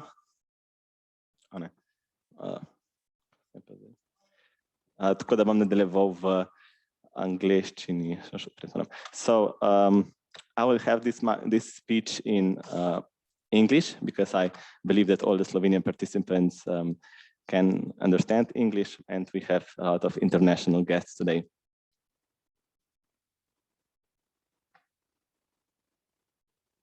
Okay, so I think that you can all see this. It's my pleasure to be here today with you as a student representative in the Committee for Doctoral Study at University of Ljubljana. When I was invited to participate in this event, I knew that if I want to present student opinion of all the doctoral students at the University of Ljubljana about COVID-19 epidemic, I had to do a survey amongst all of them. So we know that COVID-19 epidemic had and still has a significant effect on practically all aspects of our lives, and it has also largely affected doctoral study. Before I speak about the results and student opinion that you had in this survey, I have to point out that the survey received a great deal of attention amongst all doctoral students, for which I have to thank all the student offices and faculties and other support services of University of Ljubljana for promotion of our survey. Altogether, almost 600 doctoral students completed the questionnaire, from which a little less than 20% were foreign students. Around 60% of all students were enrolled in either first or second year of their doctoral study, and approximately 1/4 of all were in their third year, and others, a little less than 20%, were either in fourth or additional year of their doctoral study.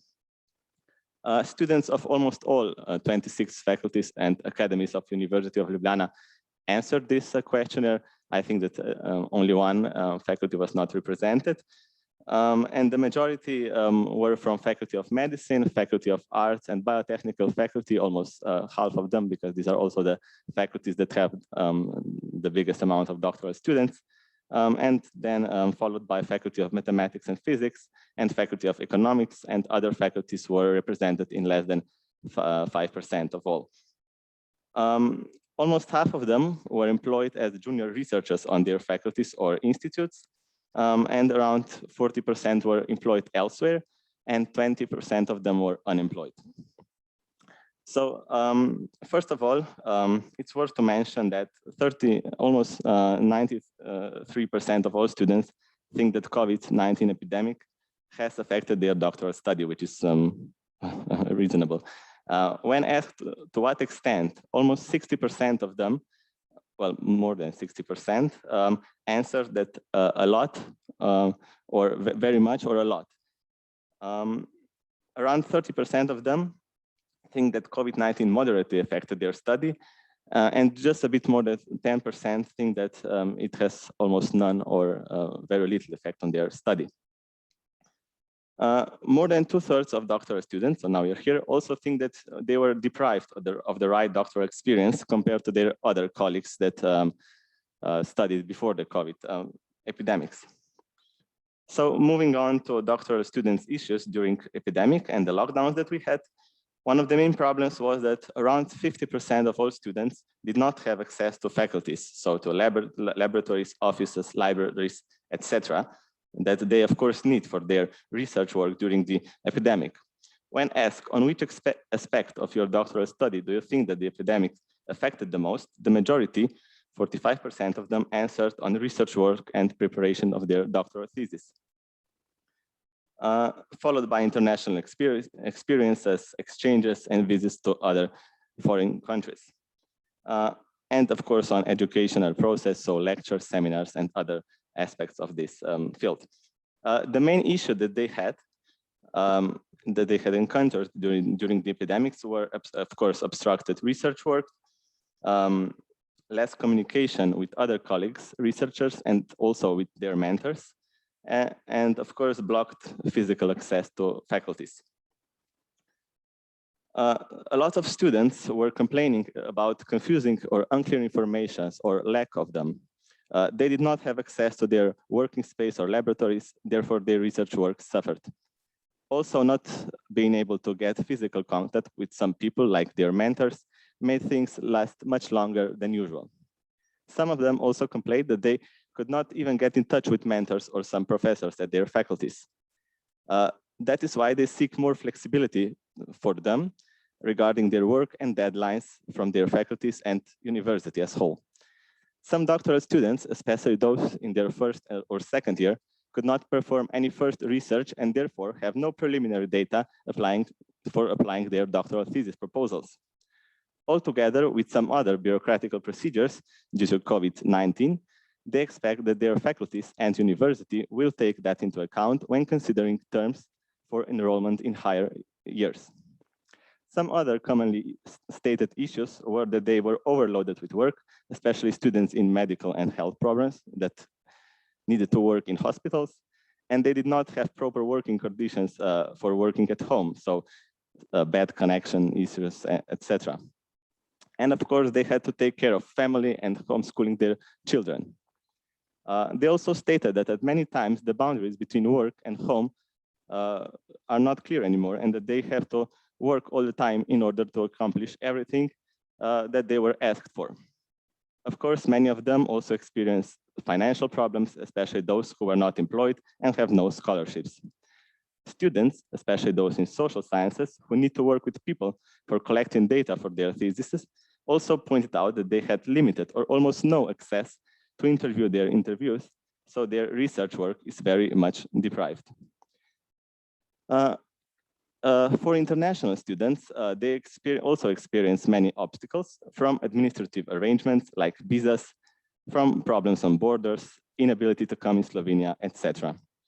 Some of them even felt like their faculty had no plan for them and that they were left completely on their own, so that they missed help and support from university. But it's worth to mention that students, this is here, that students in general believe that their student offices did a very good job and really did help students as much as they could under the given circumstances. More than 60% of them think that their faculty has done enough for them. However, they missed a response from faculty and the university as whole to, as we all know, often irrational governmental decisions. They think that university did not put enough pressure on the government to open faculties. One of them made a great comparison that I will cite now. Employees on faculties did as much as they could, but it just seems like a way of putting a plaster on the missing limb. So this is a very good comparison. In the light of all the facts mentioned above, it's not a surprise that more than half of them, this is written here, think that they would need more time, so at least an additional year, to accomplish and finish their research work and write their doctoral thesis. They are aware that COVID-19 epidemic is a global disruptor, so it makes no sense to expect from doctoral students to carry out their work as if nothing has really happened. Doctoral students expect the decision makers to seriously take that into consideration. Another thing that is also downright alarming is that almost half of doctoral students, you can see here, believe that they have experienced mental and/or emotional problems during the COVID-19 epidemics. Among those, nearly all of them stated that they have experienced chronic stress, depression, anxiety, fear, low self-esteem, or other frustrations. Some of them even experience a serious existential crisis. They are worried about their assignments, their exams, and deadlines that are approaching them. They panic as they are not sure if they will fulfill all the obligations under the current conditions. Some feel like they are burning out and will not be able to work under current conditions for any longer. They also wrote down that they have lower motivation, less concentration, overall lack of energy. It was very hard to focus for them on their doctoral thesis because of all the uncertainties that came with the epidemic. Some of them also pointed out that doctoral students mainly stay in small rented apartments that are usually not appropriate and healthy for staying in them 24/7 a week. Being trapped in their homes, they of course also experience loneliness or even complete social isolation. That is especially a problem in international students and that do not have their family and friends here with them living close in Slovenia. But not only international students, also Slovene students, especially those enrolled in first or second year of their study, felt really isolated and missed community events, meetings, getting in touch with other colleagues that they don't even know. Those recently employed did not have the opportunity to meet their coworkers and found it difficult to connect with others and therefore were not able to blend in their working teams. Some of them even stated that they feel like they are not even a part of their faculty. For some students, the situation is even worse, as also mentioned, that they feel like their work groups did not even care if they are still alive or not. That was really hard to read. They warn that it will be very hard to achieve any good or even excellent scientific results without physical contact and more direct communication between doctoral students and other researchers, not only in Slovenia, but also worldwide. We are all probably aware of the fact that no digital or online communication technology can completely replace the power and efficiency of live communication with other people. And I personally hope and believe it never will and shouldn't. Students are aware of the medical problems associated with the virus, but they believe that our understanding of the current situation is not good enough and scientifically covered from all the perspectives. They expect from university as an educational, research, and academic institution to open serious questions about the current situations from all the fields regarding the humanity that this epidemic has affected. So they miss discussion about psychological and sociological problems and consequences that this COVID epidemic is imposing on us, and not only medical and physical health problems. Many of them believe that social distancing and all the restrictions related to these epidemics are causing estrangement from other people, which could in future have even greater negative impact on the whole humankind than COVID itself as a medical problem. And as it seems, more and more people are depressed, scared, unsatisfied, making everything even worse. The situation got really bad for some of them, as they even wrote down, and there were many of them, that they have to rethink if they even want to finish their doctoral study and have the energy and motivation to do it. In the end, it should be noted that the epidemic has had and still has a significant impact on the academic career of doctoral students. Still, it's worth mentioning that it probably has an even greater impact on our social life. Traveling abroad, attending conferences, workshops, and communicating with other researchers is crucial for our academic development. The situation made all the future careers became practical, all of those things became practically impossible. Therefore, academic life and building of our professional network for future careers became practically impossible. Not only our career, but altogether, it has largely affected emotional, mental distress, and sometimes even physical health issues. Considering all the previously mentioned problems and issues the doctoral students experience, it's of great importance that university shows a sensible approach towards them, so towards us doctoral students. Given all the difficulties doctoral students faced in these challenging times, ensuring an additional extra year without any financial or other consequences for students seems unavoidable to be able to fulfill all the research work and obligations for their doctoral study, doctoral thesis. in the university, together with other decision-making institutions involved in the process of education of doctoral students, as for example, RRS, would enable an extra year for doctoral students without consequences, as altogether the epidemic now lasted more than or almost 1 year. That would not only positively affect on the physical and mental issues that we were experiencing, but also result in a better quality of doctoral dissertations, an issue important to all of us. So this is everything from my side. I would like to thank you, all of you, for your attention, and I'm available for you later. Hvala vsem za pozornost in se slišimo.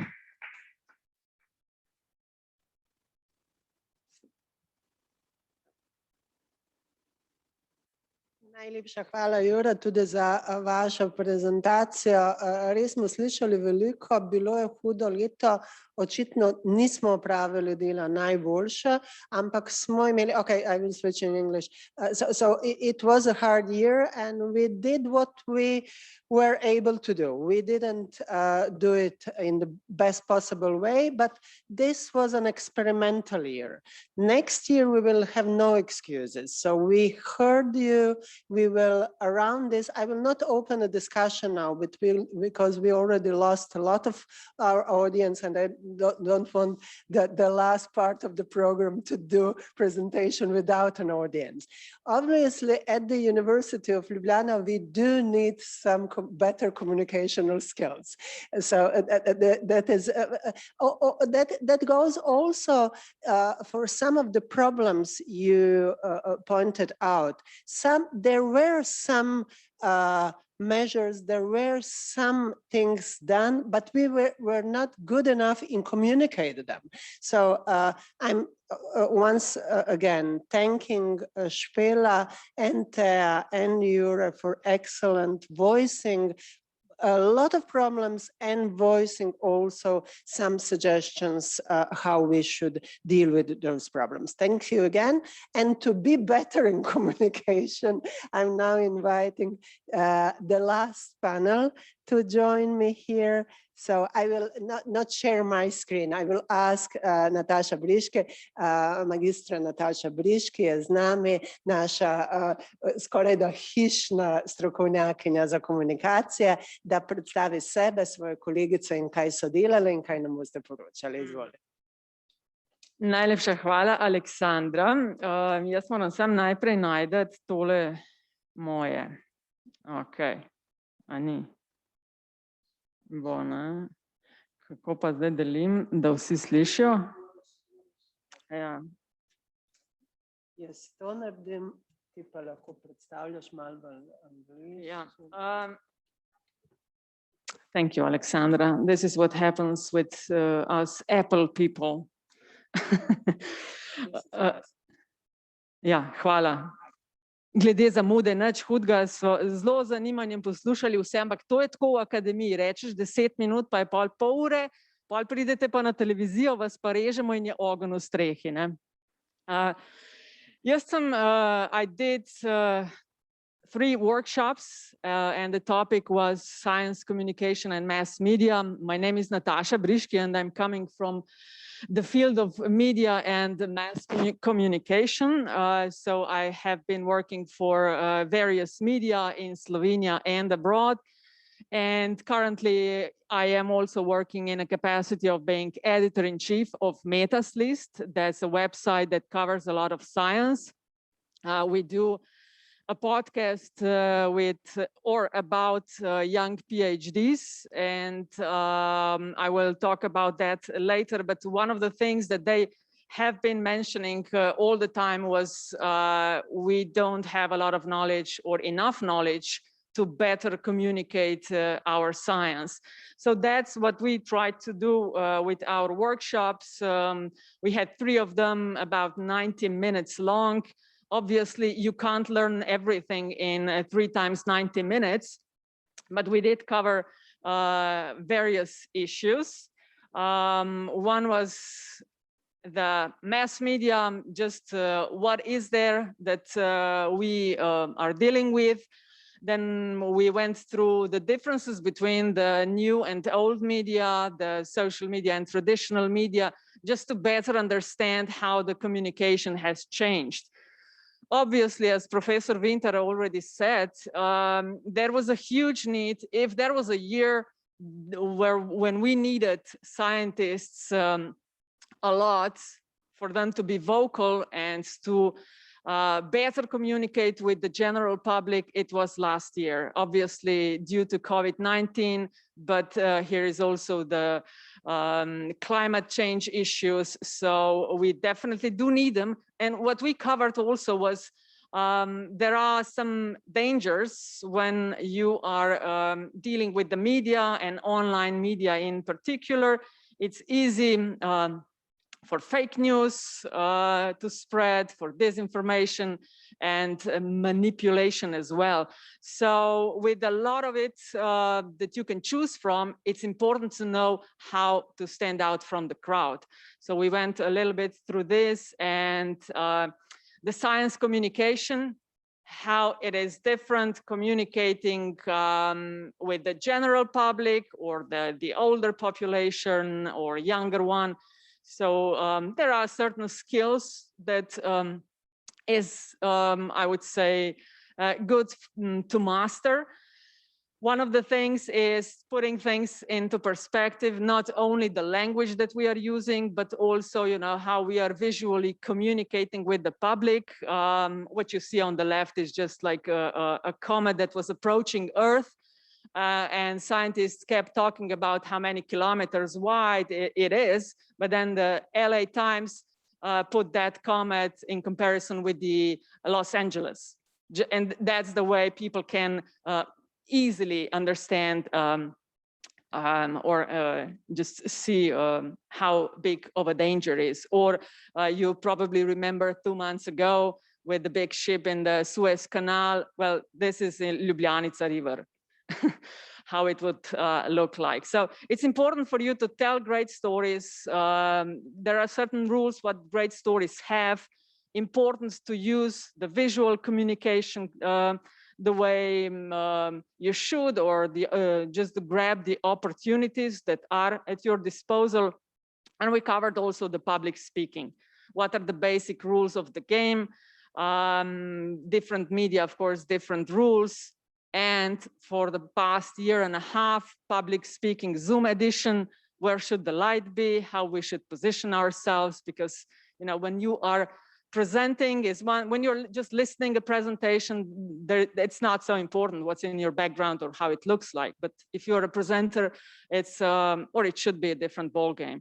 And we went also through media projects in Slovenia. That might be an opportunity for you to work with. And with that, we had wonderful students, and 10 of them, and 2 of them are with us today. So we're gonna do like an interview session. Mojca Lukan and Lucia Vrščaj are with us. Please just come join me. And we'll just go through some practicalities that we covered in our workshops. Lucia, first you. Just, yeah, okay. Lucia did a video with her colleague for the Noč raziskovalcev a year ago, Night of the Researchers. And Lucia, just the first question, short, what would you say that you learned with these workshops? Well, hello, everyone. So mostly I would say that we had a lot of talk about, you know, how to stand, how to put your hands, that nonverbal communication is also very important, that it's most important actually. So first was that, and I think we all need to work on that. We need to be aware of that. So I think that's the most important part. Lucia is coming from the Faculty of Pharmacy. So she did with her colleague a nice video, and we will first see just a short clip of that video and what we, how we tried to improve it. So please.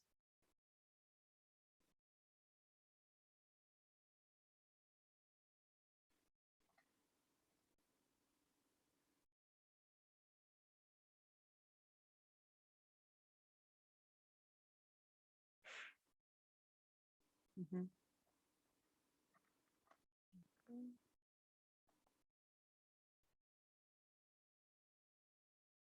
Couple of words out of the video. Yeah, sure. Just I have to share screen.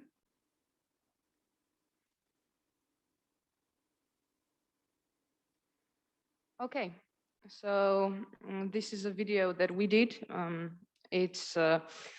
We did like a presentation of how to isolate DNA from fruit. And we did this to be like not very scientific, but more, you know, children friendly. So I'm going to just play that now. I hope you can hear the video as well. Lepo pozdravljeni. Danes sva z vami Lucija in Lara, mladi raziskovalki na Fakulteti za farmacijo. Danes se bomo skupaj naučili, kaj je molekula DNA in kako jo pridobimo oziroma izoliramo iz sadja. Vsaka rastlina, žival in človek je sestavljen iz organov. Pri človeku so to na primer oči, koža, srce, pri rastlinah pa je to na primer list. In vsak tak organ je zgrajen iz tkiv in tkiva so zgrajena iz celic. Te celice imajo točno določeno vlogo pri sestavi oziroma delovanju telesa.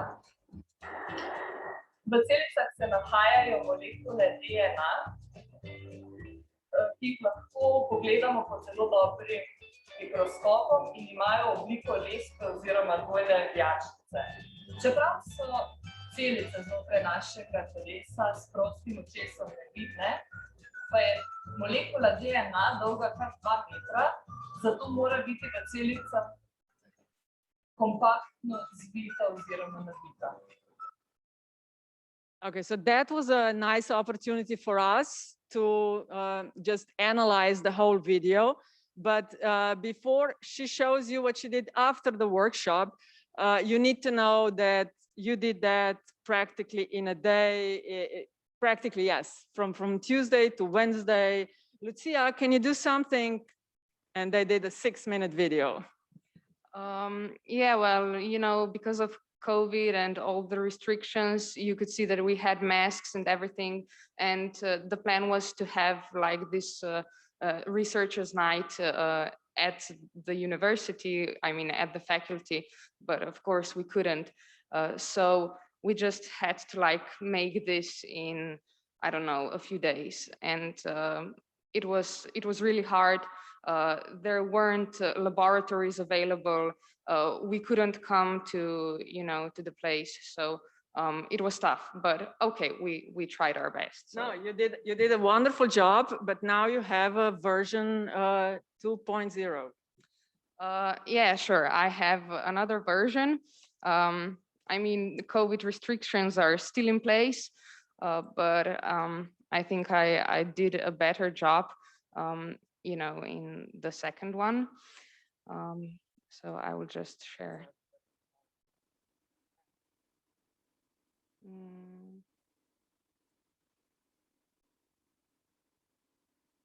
Najprej pa povejmo, kakšno je sploh.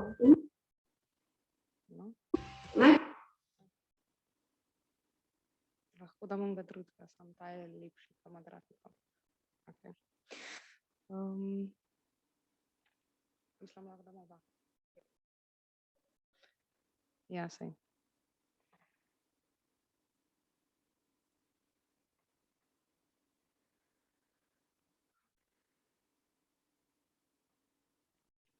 Okay, so this is the second version. It's a bit shortened because we are running late, but here it is. Mostly I tried to do something with the graphics because previously, you know, it was quite a long, you know, speech that we had, but it wasn't really interactive. So now I tried to do something else. And also, I try to really focus to, you know, look into the camera because previously we didn't. So that's the new one.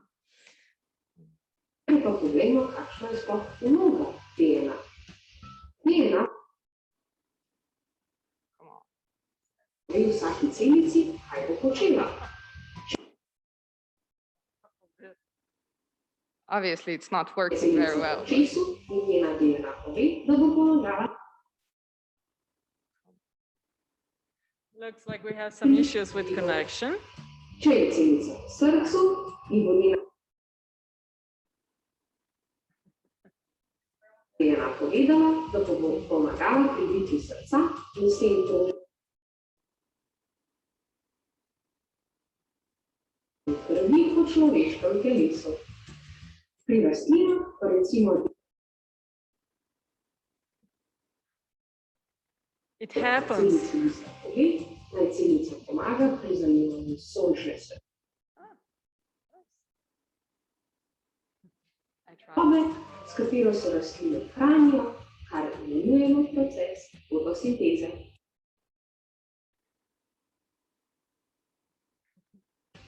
DNA torej predstavlja načrt oziroma navodila za celico. In samo z dobro uravnanim delovanjem vsake celice lahko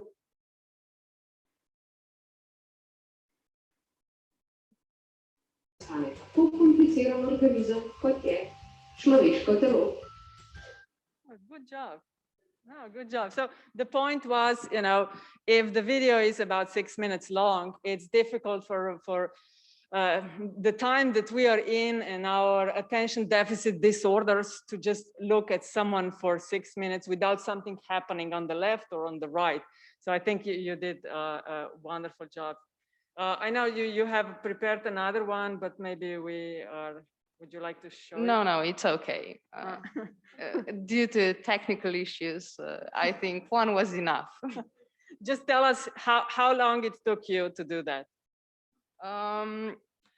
I think the first one took about 1 day to shoot and another whole day to, you know, put everything together.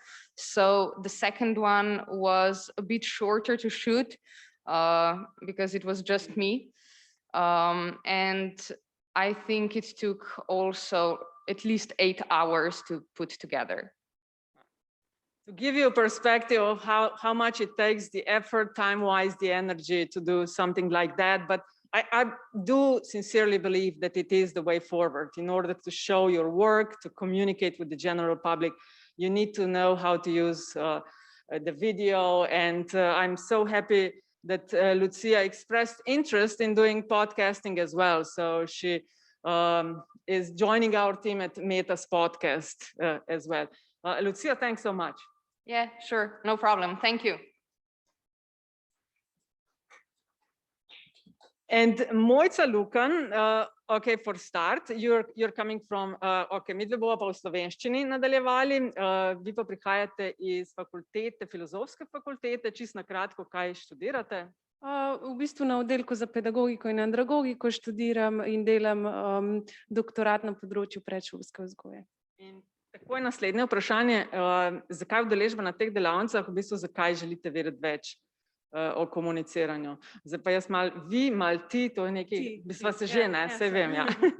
No, zakaj več o komuniciranju? V bistvu, kljub temu, da je znanost neka abstraktna stvar, zelo velikrat in pogosto zadeva tudi čisto konkretna realna življenja ljudi, tako kot smo danes tudi že omenili na primeru epidemije in tako naprej. V okviru tega, kar pa jaz študiram, recimo pedagogika, je pa čisto vsak posameznik ali pa posameznica vsaj en velik delež svojega življenja v bistvu preživel neizbežno v sistemu vzgoje in izobraževanja, kar pomeni, da se v bistvu tudi znanost dotika vsakdanjih življenj in mislim, da takrat, mislim, da je treba na ravni nekih argumentov in na ravni nekih znanstvenih izsledkov tudi na določene stvari za to opozarjati, da to prinaša tudi določeno odgovornost. Če pa hočeš na to opozarjati, moraš pa to znati komunicirati.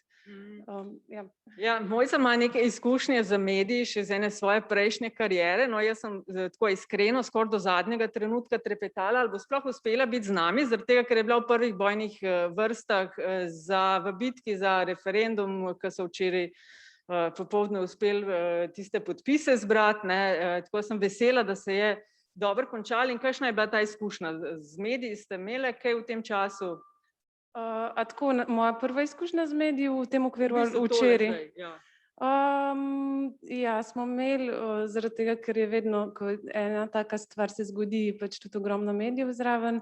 Zdaj čisto konkretno včeraj, recimo, ko smo to vložili v Državni zbor, jaz sem tudi govorila na tiskovni konferenci, ampak je toliko enih stvari se dogaja, da v bistvu mislim, da ko si postavljen pred kamero, sploh ne veš več točno, kaj se ti dogaja, oziroma pred toliko kamer, kakor jih je bilo včeraj, ker tudi to ni isto, če govoriš na kavi z enim novinarjem ali pa imaš 10 kamer v obrazu.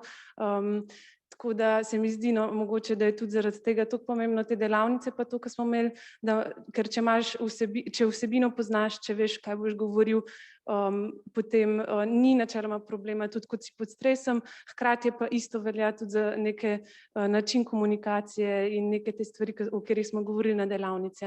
Če moraš konstantno razmišljati, ko si pred kamero, kako hitro moraš govoriti, je drugače, kot da imaš že toliko zavesti ali pa celo najbolj ponotranjeno, da v tem sploh ne rabiš več razmišljati. Ja, in tako kot z vsako stvarjo, practice makes perfect, pravijo.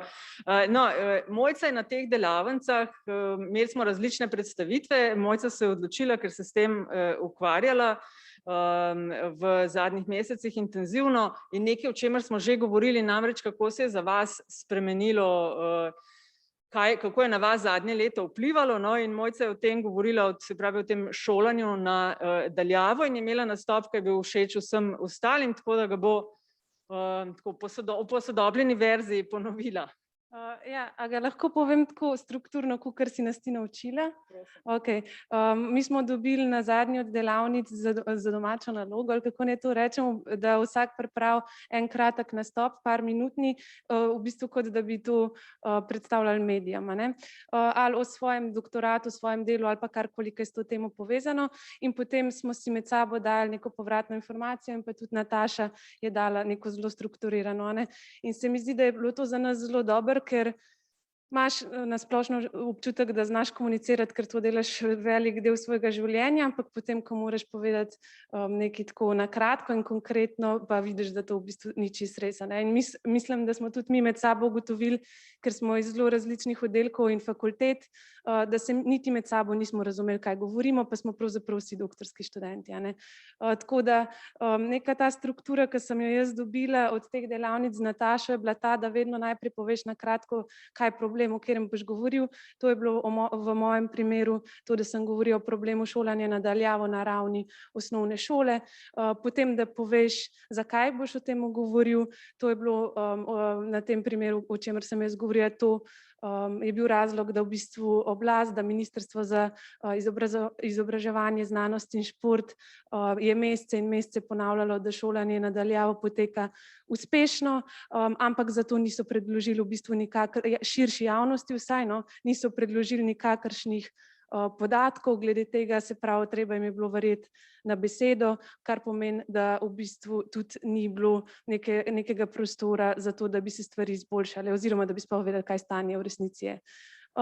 In potem v tretjem koraku, mislim, to sem si jaz tako strukturirala, če kaj ni prav me poprav, da v bistvu da z nekimi podatki, raziskavami odvrneš na to, zakaj to ne drži ali pa zakaj je to problem. Se pravi, v mojem primeru je bilo to, da pravzaprav raziskava, ki smo jo naredili v okviru inštituta 8. marec, del katerega sem, tako kot je povedala Nataša, v sodelovanju tudi z metodologinjo iz oddelka za pedagogiko na Filozofski fakulteti.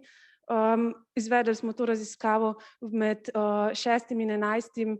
januarjem letos in v bistvu na njo je odgovorili več kot 2600 ljudi, ki so opisovali, kako pri njih doma izgleda šolanje na daljavo v osnovni šoli, in te izsledki so pokazali marsikatero stvar, ampak recimo samo tako za občutek, med drugim tudi to, da skoraj 1/4 otrok anketiranih nima mirnega prostora za šolsko delo, da približno 1/3 otrok anketiranih nima svojega računalnika, ne. Se pravi, to je potem ta nek podatkovni odgovor. In zakaj je zdaj problem, da nimajo teh ljudi, še nekako kakor zaključna stvar pri tem, kako te stvari skomunicirati, bi bila na mojem primeru to, da je to problem zaradi tega, ker je osnovna šola najprej obvezna, ker je osnovna šola pravica, temeljna osnovna človekova in otrokova pravica in vsaj še zaradi tega, ker to pomeni, da so se v tem času še poglobile razlike v znanju glede na socialno-ekonomski položaj otrok, tako da, oziroma družin, iz katerih prihajajo, ne.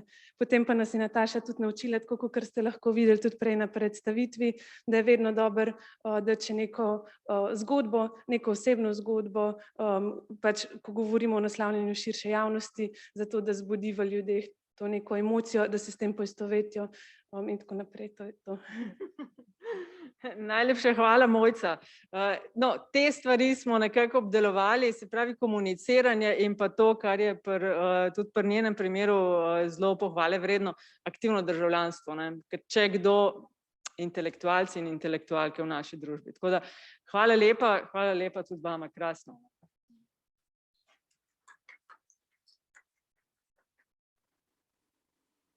Thank you very much. Najlepša hvala vsem, predvsem zadnjem panelu in predvsem tisti publiki, ki je še vedno z nami.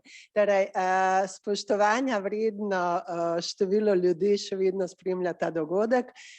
Prevzemam vso odgovornost, da ga nismo uspeli spodobno hitro izvesti, but I'm saying that a respectable number of people are still here, both online and in this lecture room.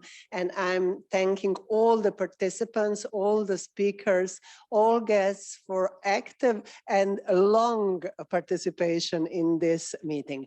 I'm sure that it could be and maybe should be a little bit shorter, but it was really so interesting, and we touch upon such important topics that I'm not at all sorry that we are still here.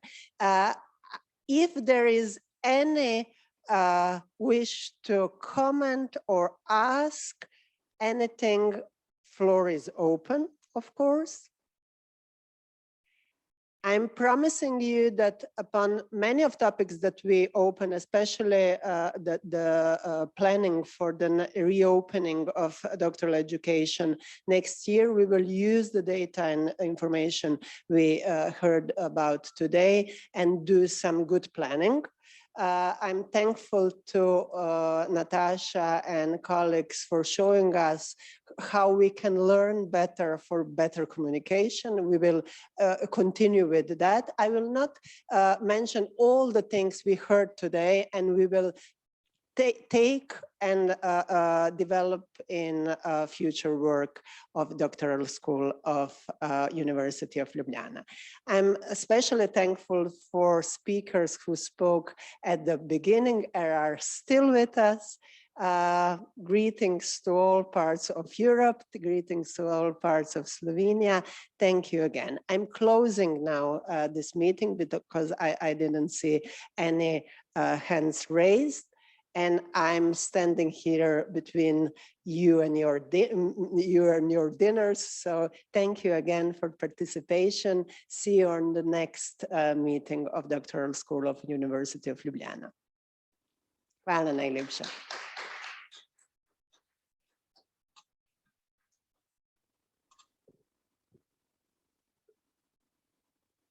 Hvala, lep pozdrav. Hvala, lep pozdrav.